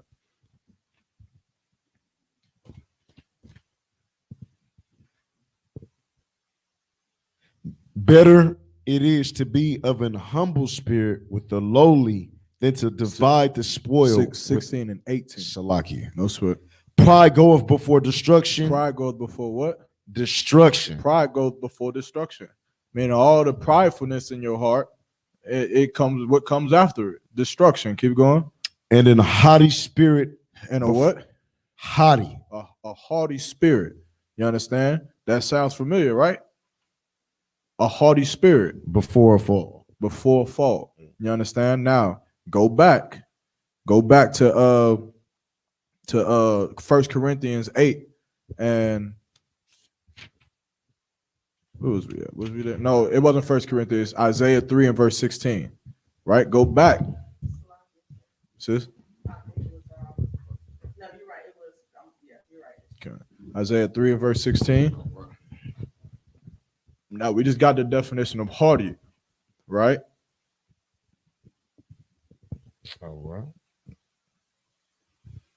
And remember, pride goes before destruction and a haughty spirit before a fall. Keep going. You ready, sir? Go ahead. Isaiah 3 and 16. Moreover, the Lord saith, because the daughters of Zion are haughty and walk with the stretched forth necks and wanton eyes, Mhm. walking What in does that mincing. mean? They walk with a stretched forth neck and wanton eyes, meaning what? They want everything. Mhm. They want everything that they see. They say, "Oh, that little Birkin bag, I want that." You understand that? The new red bottoms, I want that. That man right there, I want that. You understand? Because of our daughters was doing this, and of course, which is why, as a husband, you're gonna have to learn to tell your woman no. You gotta be like, baby, no, we ain't doing that. We ain't buying that. No, especially if she makes more money than you. Especially if because she gonna, if she a wicked bitch, she gonna come to you and say, well, this is my money, this, that, and the third, yada, yada, yada. You gonna have to battle that demon. And you're gonna have to say, you think I'm fucking stupid? So like with my language. You understand? Hold on one second. You gotta say, you think I'm stupid? I know you went out and made that money. However, I'm your husband. No, we ain't getting that. You understand? You're gonna have to practice that. You understand? Because she gonna want everything, right? What you about to say? No, I was just gonna add on to that, sir. So like you say, that's why when you first look at a potential rib, I learned that when you first look at the potential rib, first thing you want to inquire is everything that she is what your daughter gonna be. Do you see something in her that you're gonna see in your daughter? You see what I'm saying? Because if she got the wonton eyes and want everything, your daughter gonna have the wonton eyes and want everything. She gonna be the reflection of that. Yeah, but you can also teach her. You can also teach her. A lot of our sisters are, of course, we can't talk about the PTSD that our trauma that our brothers go through without realizing our sisters have gone through the same thing. You understand? So these sisters are going to be like this, and because they were like this is why we're in the condition that we are in now. You understand? But now is the time to teach them. Keep going. Walking and mincing as they go, making a tinkling with their feet. And the Bible is real. Keep going, because you know what this is. For a sister, she know what this is. The way that she walk. You understand? And again, it's nothing wrong for a woman to be, you understand, feminine and have a feminine walk. But you know in the world, you know those women who they take it to another level with the way that they walk. They switch and they backside is on feminine. A whole nother level. So like that's not feminine. Yeah, calm. But this is what this is talking about. Yeah. You understand? If you want to know what I'm talking about, go to some street that's infested with prostitution. That's what this is talking about. It's like you can just go to your local mall. This said you go to local mall. No sweat. You understand? But keep going. Therefore, the Lord will smite with the scab the crown of the head of the daughters of Zion. And the Lord will discover their secret parts. Because why? Because they're showing their private parts to everybody. Something that used to be sacred to a woman is just, it's out there. You want to see some celeb, you want to see Lizzo's box? Just Google it. You understand? You want to see Megan Thee Stallion's backside and behind something that's supposed to be sacred and kept secret for her husband? You just Google it. Like we're about to come to a time in the next coming generations where so many people are going to be depressed and distraught because of what their stupid mom did in high school, because of what their idiot mom did in college, because some kid is going to say, Tiana Trump's your mom? And they're going to be in class and they're going to say, that's your mom? And some kid is going to kill himself. He's going to kill himself because his mom is fucking stupid. Something that used to be sacred. You understand? Go ahead. Salaki, if I may, Salaki. No sweat. You understand? And that is what we're gonna come into seeing in the next coming generations. Once these kids start to getting older and start to get in school, we're gonna see how what this Bible is talking about, you understand, was really trying to save us from the destruction that is coming. And our children are going to start dying from it. Our children are going to commit suicide. You're going to hear about it. It's going to be some porn stars' kids who is getting made fun of because his mom's box is on the internet for everyone to see. It was bad. Think I'm lying? How many people have you gotten a fight with just because someone talked bad about your mom? And it be lies. It be made up. It be, yeah, that's why I was at your mom's house last night. How many people done gotten a fight over that? Good. So like now it ain't got to be a porn site. It could be OnlyFans, Instagram. I'm- We know what everybody, mama, auntie, sister, cousin, niece, and daughter-in-law look like on Instagram and OnlyFans. We know who and what she's doing to who and all that. I hope we don't. Yeah, we do. Cause you know, so it's there's no now she's just like a piece of meat. She like actually like she did it to herself. And I hate seeing my sisters like that. That's why we try to uplift them when we do see them. You know what I mean? We try to, you know, make songs like I make songs like Black Queen, Black Princess, and things like that. And we try to, you know, uplift them, even though that's looked at like a weakness. And that's looked at as something that's like, you know, that's looked down upon. Trying to uplift a woman, you know what I mean? From the ratchet stage is looked down upon. You feel me? So I stopped doing it. Well, you can't stop out because that's a job that we got in here. You understand? But more so just to fix those sisters, right? Finish where we was at. Isaiah 3:16, correct? Go to 17. 17. Mm-hmm. Therefore, the Lord will smite with the scab the crown of the head of the daughters of Zion, and the Lord will discover their secret parts. Mm-hmm. In that day, the Lord will take away the bravery of their thinking ornaments about their feet, Mm-hmm. and their caws and their round tires like the moon. This is all the things that a woman would use to adorn herself, to make her look beautiful. Keep going. The chains and the bracelets and the mufflers, the bonnets and the wow, that's good. The bonnets and the ornaments of the legs and the headbands and the tablets and the earrings, the rings, the nose jewels, the changeable suits of apparel and the mantles and the wimples and the crisping pins, the glasses and the fine linen and the hoods and the veils. And it shall come to pass that instead of sweet smell, there shall be stink. And instead of griddle, And it come to pass that instead of a sweet smell, there'll be what? Stink. There'll be stink. It's talking about what? You know what it's talking about. And that is the curse that has been put on our sisters. You understand? They don't know how to bathe themselves. They don't know how to take care of themselves. It's become something that is not as what it used to be. Esther in the Bible spent 6 months bathing herself in myrrh, and then another 6 months in some kind of oil. That is the standard that our sisters once had. But because of what we become, because of the things that we decide to do, we see, you understand? I think if you keep going into the scripture, it even going to the our hair. You Yes, like understand? I was gonna do the that hair right of our sisters, which is why what Koreans are profiting off of this. You understand? They're profiting off of this. Our sisters can't even, you understand? And it's a curse from the Lord because of how they started to act. You ever seen a woman that just looks so ugly?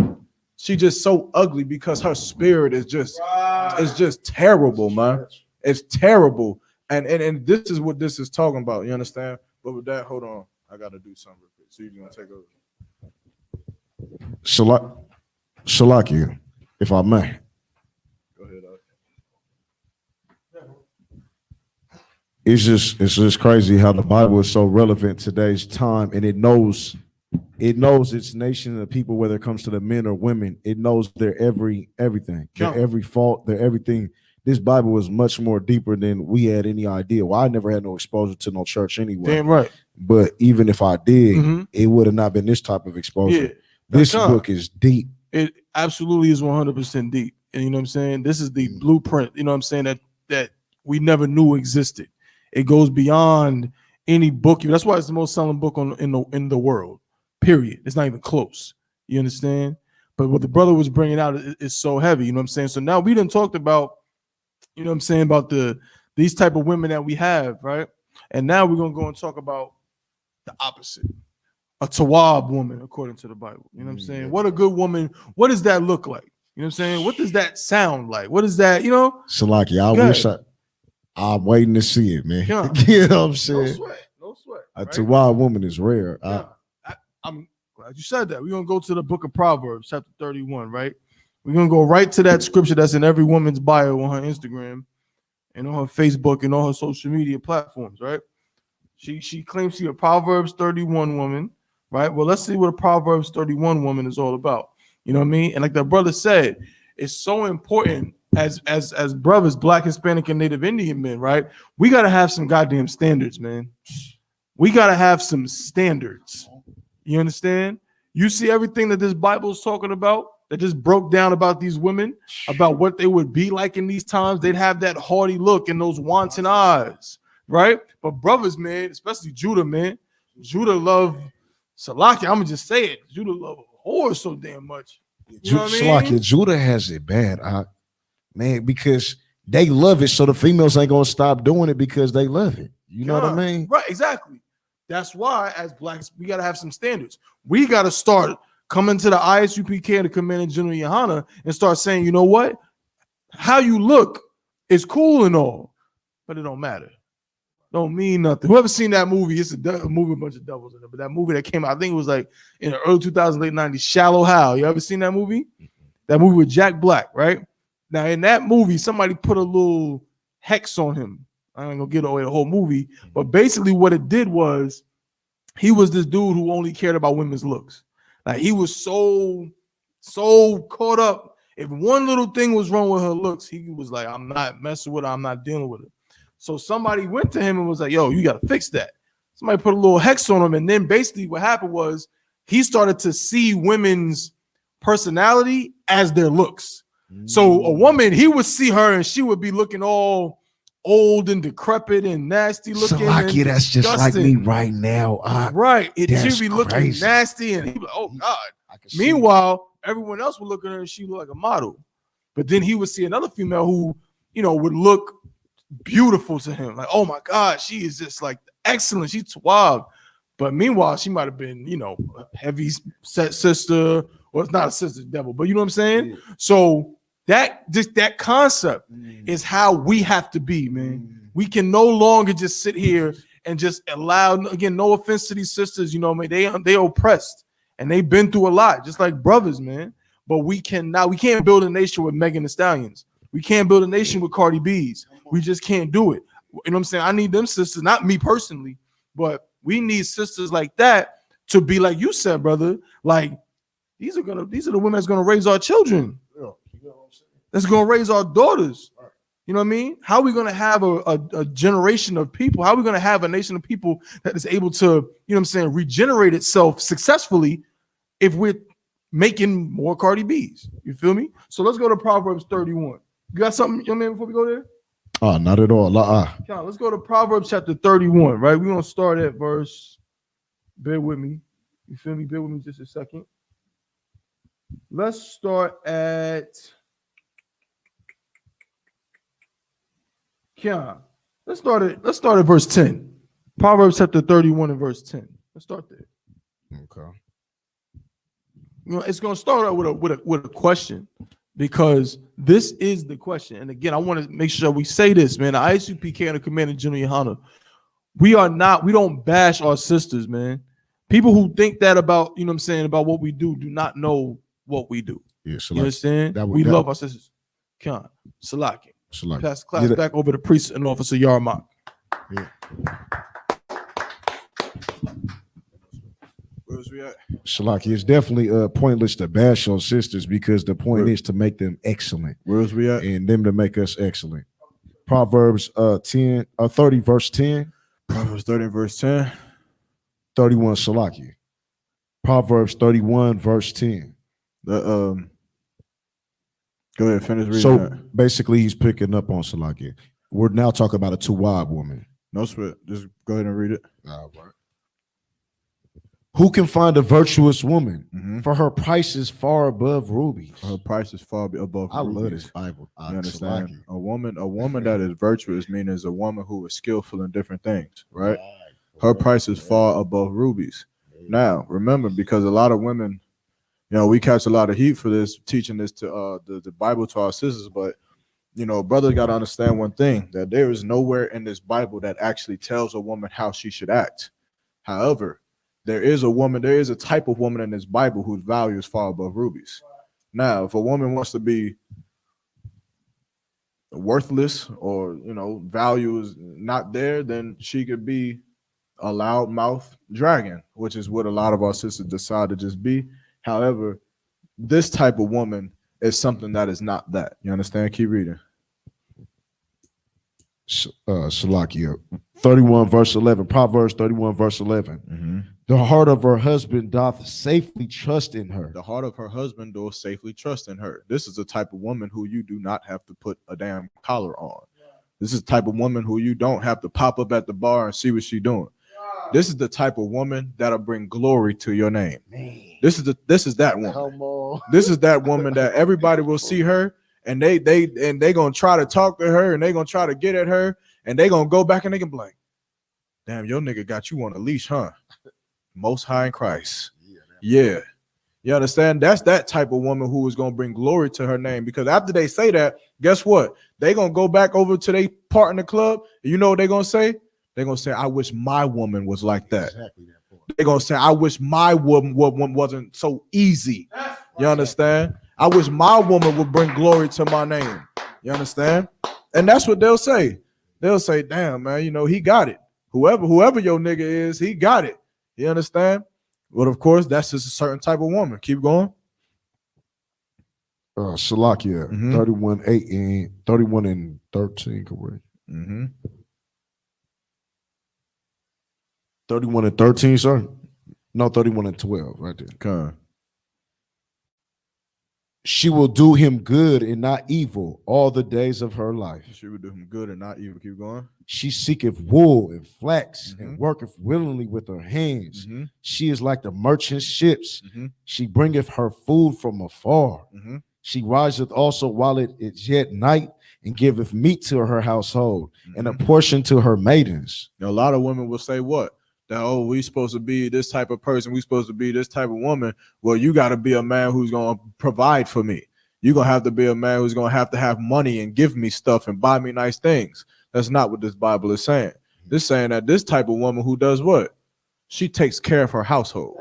You understand? Which is what a lot of women should focus on. You understand? I don't even understand how you could be a woman arguing about anything, but your house is a mess. It doesn't make sense. I don't see how you could complain about anything, but your children run around with dirty diapers sagging to the floor. Why don't you shut your mouth and put your talent towards something it should be? You understand? And that's the truth. And I understand a lot of sisters don't want to hear that, but that's the truth. You understand how many arguments will be avoided? Hold your peace for now. How many arguments will be avoided? How many breakups will be avoided if a woman just focused on her household? If she just focused on that. Something as simple as that, making sure that everything that needed to be done is done. What they used to call it, turning a house into a home. We don't do that anymore. You understand? Keep going. Read that. Finish this out. We're going to go to these last two scriptures real quick. She considereth a field, buyeth it. Mhm. With the fruit of her hands, she planteth a vineyard. She see land and she goes and buys it and she brings it back to her husband. She sees a house and she goes and purchases it and she brings it back to her husband. She understand, you know, naturally a woman wants to do what? Spin. Wants to serve her husband. Naturally, she wants to make daddy proud. Naturally, starting with her physical biological father and then until the daddy that she adopts. The man that she sleeps with, she wants to make him proud. You understand? But because of what society has done to our sisters today, they don't understand how to even do that. They think that by getting lingerie and getting dressed and half naked is how you do it, and that's just it. You understand? But this type of woman right here's value is far above rubies. Someone who is going to wake up in the morning. You understand? Like you understand what that is? Man. A woman that wake up in the morning and you just wake up and smell breakfast out. What the hell? Can you imagine that? Like, can you imagine? And then knowing that this is the woman that you gotta die for, it'll be just 10 times easier. Like, this the woman I gotta die for? Yeah, you right. Hell yeah. I'll die for her. Hell That's yeah. real. You understand? And it'll be one. And I'm telling you, man, sisters, I wish we had more time.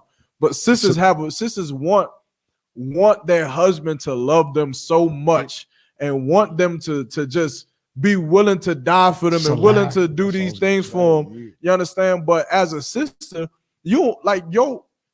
it's right here in front of you on how you can have that love, right? How you can make your husband want to be around you. Stop arguing with him all the time. You would think that you would have figured it out by now. You want him to be around you, but every time he come around you, why are you always on the video game so much? Why is your phone ringing so much? Why is you just sitting there not paying me no attention? You know what that makes your husband want to do? All right, I'm out. I'm gonna hit up my boys and we just gonna go to the club. You understand? Because this ain't fun. This ain't nothing. Like why you always want to be around your homeboys? Because they don't nag like you. You understand? It's simple. You understand? Why don't we just cut it out? Stop being children. Why don't we start being a woman that is something that's somewhat honorable, man? A woman that is somewhat, you understand, glorious in her ways. Someone who is holy. You understand? A daughter of Sarah is supposed to be holy unto the rest of this world, meaning separated. Something that's different, man. Something that is not like every hoochie mama and city girl. Like y'all that is bull crap. If you don't know no real man who wants the city girl, you want a hoe ock? That's what you want? You telling me you want, hold your peace because we almost at the end of the class. You want the sister that have been ran through by everybody? That's what you want? You want the loud mouth? So you telling me you look at Housewives of Hollywood and you see how nasty their mouth is, and you say, yeah, I want her to curse me out like that. Brother, you got to be stupid. You got to be stupid. You understand? And all women got to stop being the way that they are, but also all men got to stop doing what? Got to stop liking it. The reason that women are whoring themselves out and dressing prerogative and doing the things that they do is because of what? Because men like it. So until brothers stop liking these type of actions and type of behaviors, then women ain't gonna change. Imagine women who are around a group of men and the men only want the sisters that's in subjection. A woman start doing that, and everybody turn like, that ain't about to be mine. You know what she'll do? She'll shut her mouth. She'll be quiet.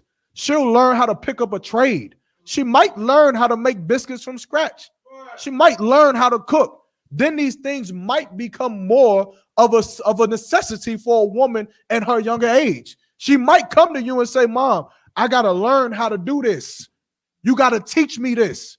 You got to teach me how to braid hair. You got to teach me how to cook, how to clean. You got to teach me how to do taxes. Teach me how to get a job, how to file claims and insurance and things like that, so that a man will want me because of what I am and not because of my damn box. You understand? You got to teach a woman to be something more than just sex. But of course, America teaches that women should just be what? Sex. What else do you see? What other women that is influential in our community do you see that is something more than WAP? Megan Thee Stallion? What else do you see? Nothing. You understand? And that is what our women have become. Destroyed, man. Broken by America's society and thinking that is the way that we have to live. And it's disgusting, man. It's disgusting to see our daughters sitting up on some damn stripper pole, shaking their behind so that they can get ends meet, so that they can provide for their children, man. It's disgusting the way that our oppressor makes our sisters to have to live this life, and that we encourage it. And we go and encourage it as if it's something that is of some notoriety, man. You understand? But this is not how our sisters are supposed to be. This is not how my daughter will be raised and trained to be. You understand? She's going to be raised and trained to be a daughter of Sarah, man. You understand? A daughter of Zion. Because she ain't going to be like everybody else. You understand? And that's what we got to do. I know we over the time, but just bear with me one more second, right? And we're going to get pull for me 1 Timothy 5:13. If if you could give me Philippians 4:11. 1 Peter 4:15. I thought you said Timothy. Salaki, give me for me it was Timothy 1 and 15, right? Con, you get that one. You get the one I asked you to get. I'm gonna read 1 Peter 4:15. You understand? But let none of you suffer as a murderer or as a thief or as an evildoer or as a busybody in other men's matters. You understand? What is that talking about? What does it mean to be a busybody? You heard that word before. It's in the Bible too. What you got? Just moving around too much, doing too much. Gossiping. Yeah. You always in some kind of business. Right. You always sticking your neck out on Facebook or on Instagram or Twitter or Snapchat. Always, did you hear about what Shireen did last week? Did you hear about this? Did you hear about that? always running your mouth So like about what- something that has nothing to do with you. What you got? So like what verse was that? 1 Peter 4 and verse 15. You understand? Always just in something that has nothing to do with you, which is why Facebook can be such an evil damn place. You understand? You always in someone else's business instead of minding your own. You understand? And not gossiping, which is a sin according to the Bible, man. You understand? Keep going. Well, drop that. Go to what you had. So, Lockie, if I'm moving too fast, if y'all need me to stop for a second and go back over something, just let me know. We gonna run through this. Timothy what? So like your Timothy and You gotta hold it out. What is it? That one, which one I gave you? Philippians, right? 1 Timothy 5 and 13. 4 and 11. Timothy 5 and 13. 1 Timothy 5 and 13. 1 Timothy 5 and 13. So like you. And withal they learn to be idle, wandering about from house to house. They wandering about from house to house. What does that mean? You already know. Humping on him, and then if they don't work out with him, go to that apartment, that condo, that duplex, that apartment. You with this man, then the next That week you man. with this brother, or you understand you got a brother coming into your DMs and talking to him, and you know the protocol of the ISUPK. You know you shouldn't be having no conversation with no brother like that in the school. You understand? And instead of correcting that by taking him to counsel for breaking the rules of the school, you talk to him, and then guess what? You talk to another brother. The next thing you know, you somehow courting 6 brothers at the same time. You in this brother's house, and this brother's house, and this brother's house. You understand? Or literally going from man to man to man to man. You understand? You in different houses to the point where you never create a home. Right. You never create a home for yourself. You never have a husband. You know what you got? Baby fathers. You're going to have baby fathers and baby fathers and baby fathers. And one day you're going to wake up, you're going to say, where did I go wrong? Well, maybe sleeping with them. That could be a possible answer. Maybe you went wrong with sleeping with one man, getting pregnant, and then going sleeping with another one. Maybe that would have stopped you from having baby fathers if you would have just stayed with that one. You understand? And of course, brother got to do the same on the other end. I'm gonna finish this here. So Yeah, read that. Let's go. And not only idle, but tattlers also, and busybodies. Also, what's that word again? Busybodies and other people's business. Keep going. Speaking things which they ought not. Speaking things which they ought not. When I say that you should just mind your business, it's not just me saying it. The Bible just said it. Speaking things which they ought not. Meaning what? Watch your mouth. Don't be some stinking, disgusting slut on Facebook. Don't get on Instagram and go in there and say, you know what I did last night? I do this and I do this, talking about your sex life and talking about just being nasty, man. That's not what you want. If you about to send a message, and you can imagine, what if my daughter was about to send this message? And you say, I wouldn't want her to send that message. And you know what you should do? Delete it. Delete it. Don't make that post on Instagram. Don't post yourself butt half naked on Facebook for every person to see. Watch what you say and how you talk. When people talk to you, they should see something different, man. They should be like, yo, this is sis. I need this one. Her, you see what she be talking about? She be in the scriptures, man. She be talking about making food. She talking about building a company. She talking about doing this, that, and the third, and raising a family. That's what I want. Not the one who's the only thing I got to myself is good pussy. That's it. Nothing else. Just good box, and that's it. What you got? Salaki. So on the contrary, for our code of conduct for brotherhood, we should obviously look down upon anything that's not that, and cherish and encourage everything that is that. Don't look down. Remember, don't look down on nobody. No, I'm just saying the actions of it. I'm talking about the way we view it, our outlook on it. Of course. Because like you said earlier, basically, if Judah men love them type of women. Right. But for time's sake, of course, you would look down on those actions, right? Yeah. But you don't look down on her. No, right? I'm not talking about her. I'm just talking about the actions. I'm just letting you know. But we don't look down on any of our sisters. Of course, we uplift every sisters, and we teach them on how not to be that way and how to raise their daughters to not be that way. You understand? Let's finish that scripture out. Then we're going to you, Thaba. Verse 14. I will therefore that the younger woman marry bear children, Uh-huh. guide the house, Uh-huh. give none occasion to the adversary to speak reproachfully. You understand? This is what it'd be rather for you to do. Because why? Because women in their elder ages don't know how to act. So the Lord said, what? I therefore that younger women marry, bear children, guide the house, give none occasion to the adversary to speak reproachfully, because you cannot control yourself. You don't know how to just be a woman in college. It is almost known that every woman who goes to college has to have what? A whole phase. It's you know how bad that is for black women, that it's known that she gonna have that whole phase. She gonna do it. Salaki and black men. Black, I mean, I guess you understand. Yeah, what do you mean they the ones having all the I ain't babies? about to say niggas having whole phases. That don't even sound right. But I get what you're saying. But now black men in college, they got their whole phases the whole time they in college. They don't care. You understand? Go ahead. In middle school, that nigga is running around being a whoremonger. He is in everything he can get. You understand? But a woman, of course, you understand, it's known that she has that whole phase, man. It's known. Just like the freshman 15. It's known you're going to gain 15 pounds your freshman year. It's known that a woman, that's why they do what? They prey on freshmen. They prey on them. The seniors be like, oh, got a new batch of freshmen coming in, and they go strictly for them. Why? Who can guess why they go for them? Shalaki, because they're the easiest. I want a different word. And the horniest. People going after freshman women in college. Because they're the horniest. They know that they. Top one.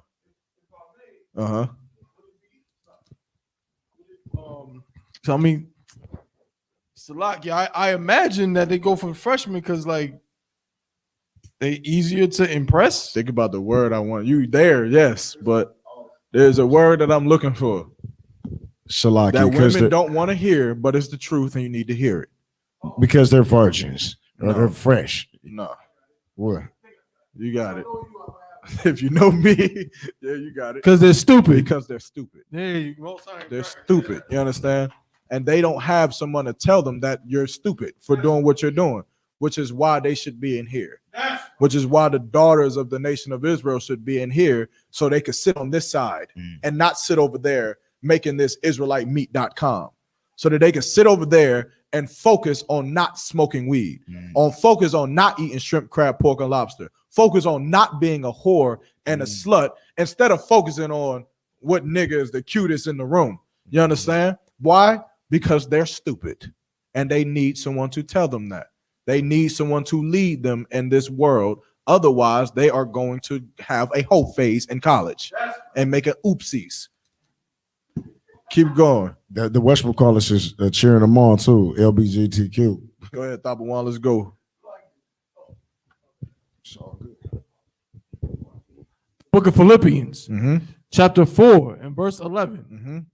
Not that I speak in respect of want, for I have learned in whatsoever state I am, therewith to be content. Well, whatsoever state I am, therewith to be content. You understand? As a sister, you coming into the ISUPK, you're going to have to realize something. Whatever situation that you in is a situation you in because the Lord put you in it. You understand? You don't have to search so much for a better life or a better situation. And as a husband, you're going to have to be able to drill this into your wife's head, because at some point she going to get content. She going to get not content. She going to plateau. You know what you said? Restless, right? She gonna want a better house. She gonna want a better job. She gonna want a better necessary situation for her life. But at some point, you got to understand that the man that you got is the man that the Lord had given to you. That's the one that He gave you. So you gonna think, man, why don't my man got a 6-pack? Why don't my man got a banging job or drives a Corvette or a Mercedes? Why is it my life? Why don't my man got to do the stuff that I see on social media and TikTok and Facebook, which is stupid? You understand? You should know that you are in a situation where you are because the Lord wants you right there. That man that the Lord sending through that door every night, that's the one He want right there. You understand? And brothers, same thing. The woman you got, that's the one the Lord wants you to be with. Otherwise, you wouldn't be with her. You understand? And until we start thinking like that, we always going to continuously do what? Look for something better. Your woman gonna go to the Christian church, and TDJ's gonna tell her what? You two are unequally yoked. You got a job, he don't. You deserve a man that can give you $5,000 whenever you want. You understand? And guess what? She will listen to him. Why? Sis? Because she's stupid. That's right. Because she believes someone who flaunts money. Because she's stupid. Which is why she needs someone to teach her the truth about her culture, about her heritage, and about who the hell she is. You understand? You shouldn't be no sister who could get told you deserve a man who could give you $5,000 at will. Are you stupid? You know that you are selling yourself. He's going to give you $5,000, and you know what? You know he's gonna want. No sweat. I hope we're not stupid in here. You understand? But this is what the condition of our sisters has been, and it's what it's becoming, and it's on a rapid rise. You understand? Is there any more on that? Salakia. La'a. Con. Give me 1 Timothy 6 and 8. I'm gonna get one last one. Good night, man. I really want to go through all of these because this is really getting heavy. I'm giving you the backdrop. So like you, 1 Timothy 6 and 8. And having food and raiment, let us be therewith content. Let us be what? Therewith content. Be therewith content, man. Be content. You got a husband, and you, especially if you got a husband in the school, you should be thanking the Lord every day that you got a man, you understand, who follows the law, statutes, and commandments. That you got a man who won't bring drugs into your house, who won't put you in harm's way, that'll give his life for you without a doubt. You should be happy, like as a woman, by finding a man in the school. And the truth, you should be happy at the fact, knowing that if I got pregnant, I don't have to question if this man would be. Do you know how many sisters have to question that? Have to get pregnant by some man and then him say, get an abortion. I don't want to be there. Change his name and move to Texas. Do you know how many women deal with that? So, what? So like it, but if her value system has already been social, if she's been socially engineered all the way up to 18, 19, 20, 21, 22, 25, 35, the only thing that can really set her right would be the 6 months in the school. What else is going to put her right? What other laws is she going to live by? What other standards is she going to live by? Because it's regular in the world. It's actually acceptable. She can live by what I'm telling right, what I'm teaching right now. It's simple enough. You have a man, you understand, be content with that. If you got a brother in the world, which is why in here, if a sister comes from the world and she's already married to her husband, guess what? She is married. You can't touch that sister. Whether he a drug dealer, a gangbanger, whatever the hell he is in the world, that's your husband. That's who the Lord put you with. That's who you with until he decide to move on because you in the school. But you understand? But we and I know I'm way over the time, man. I'm about to clip it up now. But we, you understand, as a people have to start fixing these problems. And a lot of these problems, man, is going to start with our sisters changing themselves. You understand? Because if sisters would just, if we would just get in order, right, then the men would be able to rule this place. Like you got to think about it like this. Our oppressor sought so much interest in our women to the point where he said that she was the most important thing for what?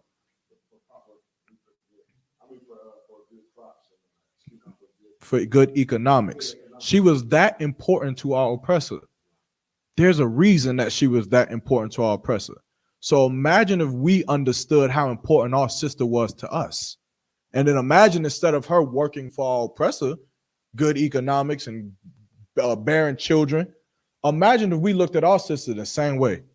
They're good for us, to have our children, to have our babies, to raise our soldiers, to keep our households. And then imagine if a sister wanted to be that for Blacks, Hispanics, Native American Indians in the time that we live in today. You understand? Our nation would change overnight. It would change overnight.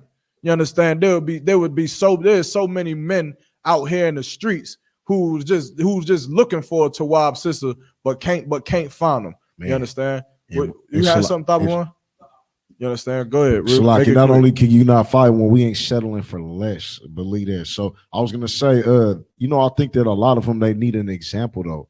You know what I mean? Because they, like you said, they socialize to play a certain role against us and play a certain role against themselves.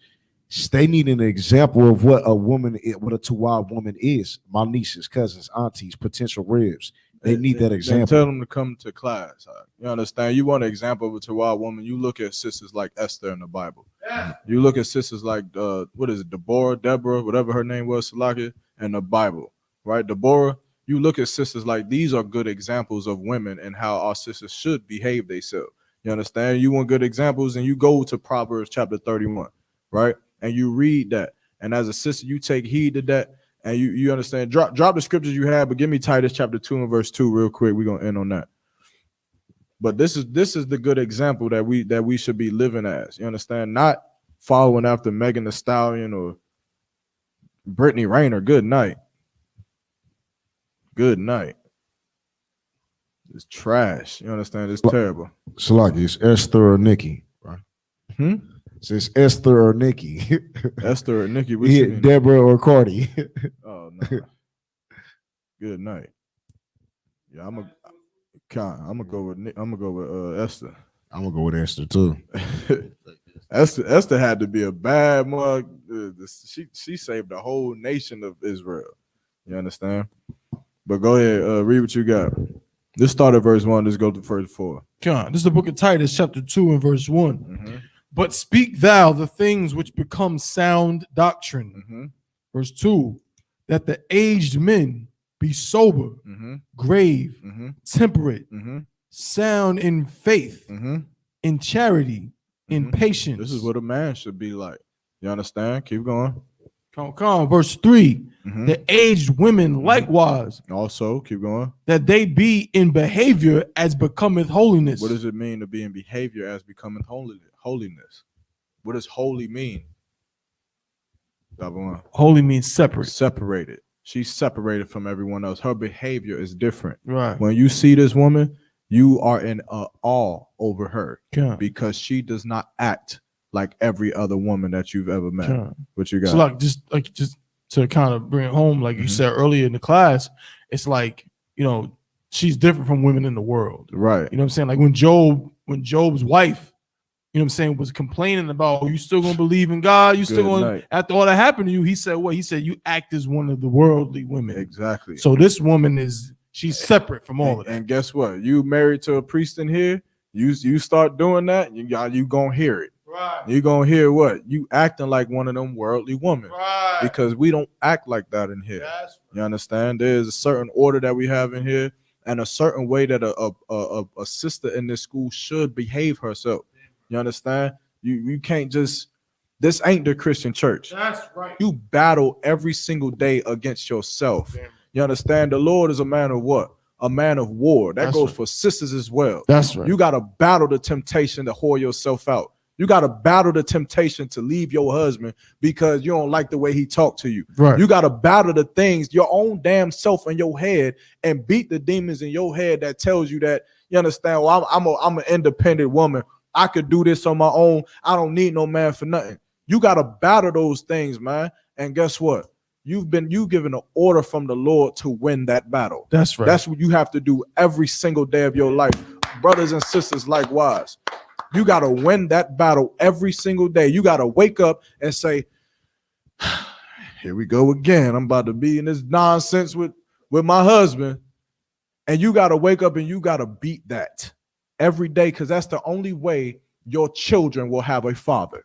It's the only way your children will grow up in a better household than what you grew up. It's the only way our families will stay together and we won't die as much as we die today. It's the only way is if you decide to stop being selfish. If you decide to stop thinking about what you want, stop thinking about your livelihood and the best way that you want to live and the house that you want to live in and the state that you want to live in and the job that you want to have.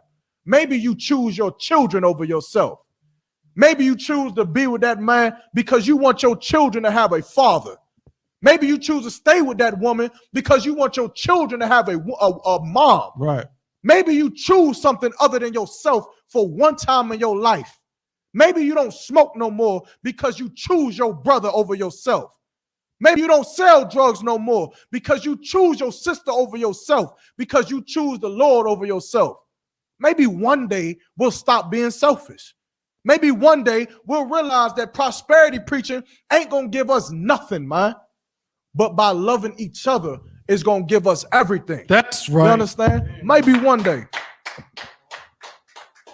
Keep going. Who got that scripture? Just finish it up. John. Mm-hmm. That verse 2, that the aged men be sober, Mm-hmm. grave, temperate, Mm-hmm. sound in faith and charity, Mm-hmm. in patience. Verse 3, Mm-hmm. the aged women likewise, that they be in behavior as becometh holiness, Mm-hmm. not false accusers, Mm-hmm. not given to much wine. Don't be a damn drunk. That's right. Man, don't be an alcoholic to the point where you in the street falling over, throwing up on yourself, drinking every day. Don't be that woman, sis, Aqua. Don't be the woman that two niggas got to drop off at the house 4 o'clock in the morning talking about some, yeah, man, she was real fucked up at the bar. Here's your woman back. Don't be her. You understand? Keep going. That don't mean you can't drink Salagi. That don't mean you can't drink and get down. If you want to have a good time, have a good time. But don't be an alcoholic. Keep going. John Con. Teachers of good things. Teachers of good things. Teach your daughters good things, man. Teach your sons good things. Teach your friends around you good things. You understand? Keep going. Mm-hmm.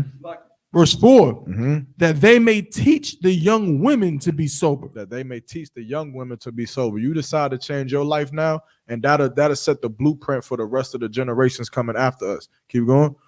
To love their husbands. Love your husband. You understand? What is love? What is love? A lot of people think that love is one thing, but it is not. What is Well, love? this is my world. This is what I conjure up. But according to the scriptures, I do not know. It's one What- word. Love is what? Obedience, sacrifice, Something different. Love is what? loyalty. Mm-mm. Love is what? Action. I was just finna say that right now. Action. You understand? For Love sure. is action, right? Action. You love Like- someone. I'm too off right now. You love someone. It's an action. You understand? And all those other things as well is what you need to have a sound marriage. You want to last 50 years in a marriage, you're going to have to learn to forgive that person. You're going to have to learn to forgive your wife. You understand? Because you're going to have a wife who act like a bitch. I'm going to be honest with you. You're going to have that. She going to get on Facebook and embarrass you. She going to curse you out. She going to try to put her hands on you. It might happen. But you know what you got to do? You have to forgive her. You got to forgive her, and you have to love her because God gave her to you. That's right. And you're going to have to fix those problems and battle them demons all for the rest of your life until you die, because that's what you signed up for when you decided to lay fire to her tail. When you decided to lay her down, that's what you decided to do. You understand? And you're going to have to take that. And as a sister, you decide to allow him to become that for you, then you're going to have to take that. You're going to have to fight every day yourself to forgive him. You're going to have to fight every day for yourself to sacrifice for him, because that's your husband and you only get one. You understand? Keep going. To love their children. Mm-hmm. Verse 5, to be discreet, chaste, keepers at home. Be discreet. Chaste, keep us at home. Don't go on Facebook and tell all your business. You in the club with your man. You see your man flirting with another woman. Shut your mouth. Don't say anything. Don't run over there and say, oh, who the f is this woman? You understand? Don't do that. Be discreet. You want to talk to your husband, you feeling a certain type of way about something he did, pull him to the side. Say, baby, can I talk to you for a second? Can we step outside for a second? And guess what? He either going to say, Con, what's up? Or he going to say what? Nah, not right now. And what you do, you say, Con, and you move on. Hold it in. Wait till you get to the house. Baby, can we talk again? I just want to holler at you about something. He may say, nah, not right now. I'm drunk. I'm tired. I want to go to sleep. Guess what? Go to sleep. Go to sleep. You wake up in the morning, you ask him again after you make him breakfast. After you bring breakfast into him, then you say, baby, can we talk? Can we talk? I'm telling you, you treat a man like that. I'm telling you, sis, like you you experience something that you ain't never experienced before from a man. You'll experience something that he gonna get you different. He gonna give you something different. I'm telling you, if he don't, oh, you might have to bring the brother to me. Bring the brother to me or the general behind him, and I'm gonna ask the nigga, what's wrong with you? Right. You telling me she wake up and make you breakfast every day, and she asked you if you could talk, and you said no 5 times in a row? Do you need counseling? Right. I wish I had that. You understand? And again, that's also what you have of being in a school. You feel like a man is not doing something right by you, take him to counsel. Say, you know what, I feel like we need to call for counsel, and then it'll get hashed out that way. But sisters, we gotta change the way that we think. You gotta change the way you think about marriages, about relationships. Change the way you think about families, because the only way that we've been thinking about these things is what we've been taught since we was kids. And what we've been taught is that families don't last. Mommy and daddy don't last. They argue, they fight, they break up, they cheat on each other, they get in physical altercations, and that's just life for black people. You got to understand that we can't do that. Learning this truth, and I'm gonna end off on this. You a woman, and you got a husband. That relationship is like 2 vehicles. It's like 2 different cars. Both of the cars are messed up. That transmission need to be changed. The oil need to be changed. The tires going flat. The engine bad. Alternator, the crankshaft, all of that stuff is destroyed. These cars are broken. But in one car, and this car being a relationship in the world, there's a button. There's a button in this car. And if you press that button, you can get out, go find a new car, go ride a bicycle, walk, Uber, you can do whatever. You get out the vehicle. But that car that's in the truth don't have that button. And so because you don't got that button, what must you do? You must make that car get from point A to point B. And you ain't got no other choice. That's right. You ain't got nothing else that you can do. You understand? And that's the only way that blacks, Hispanics, and Native American Indians will come up out of this house, this hellhole called America, man. You understand? But with that, I'm going to pass the class over to Priest and Officer Thaba One.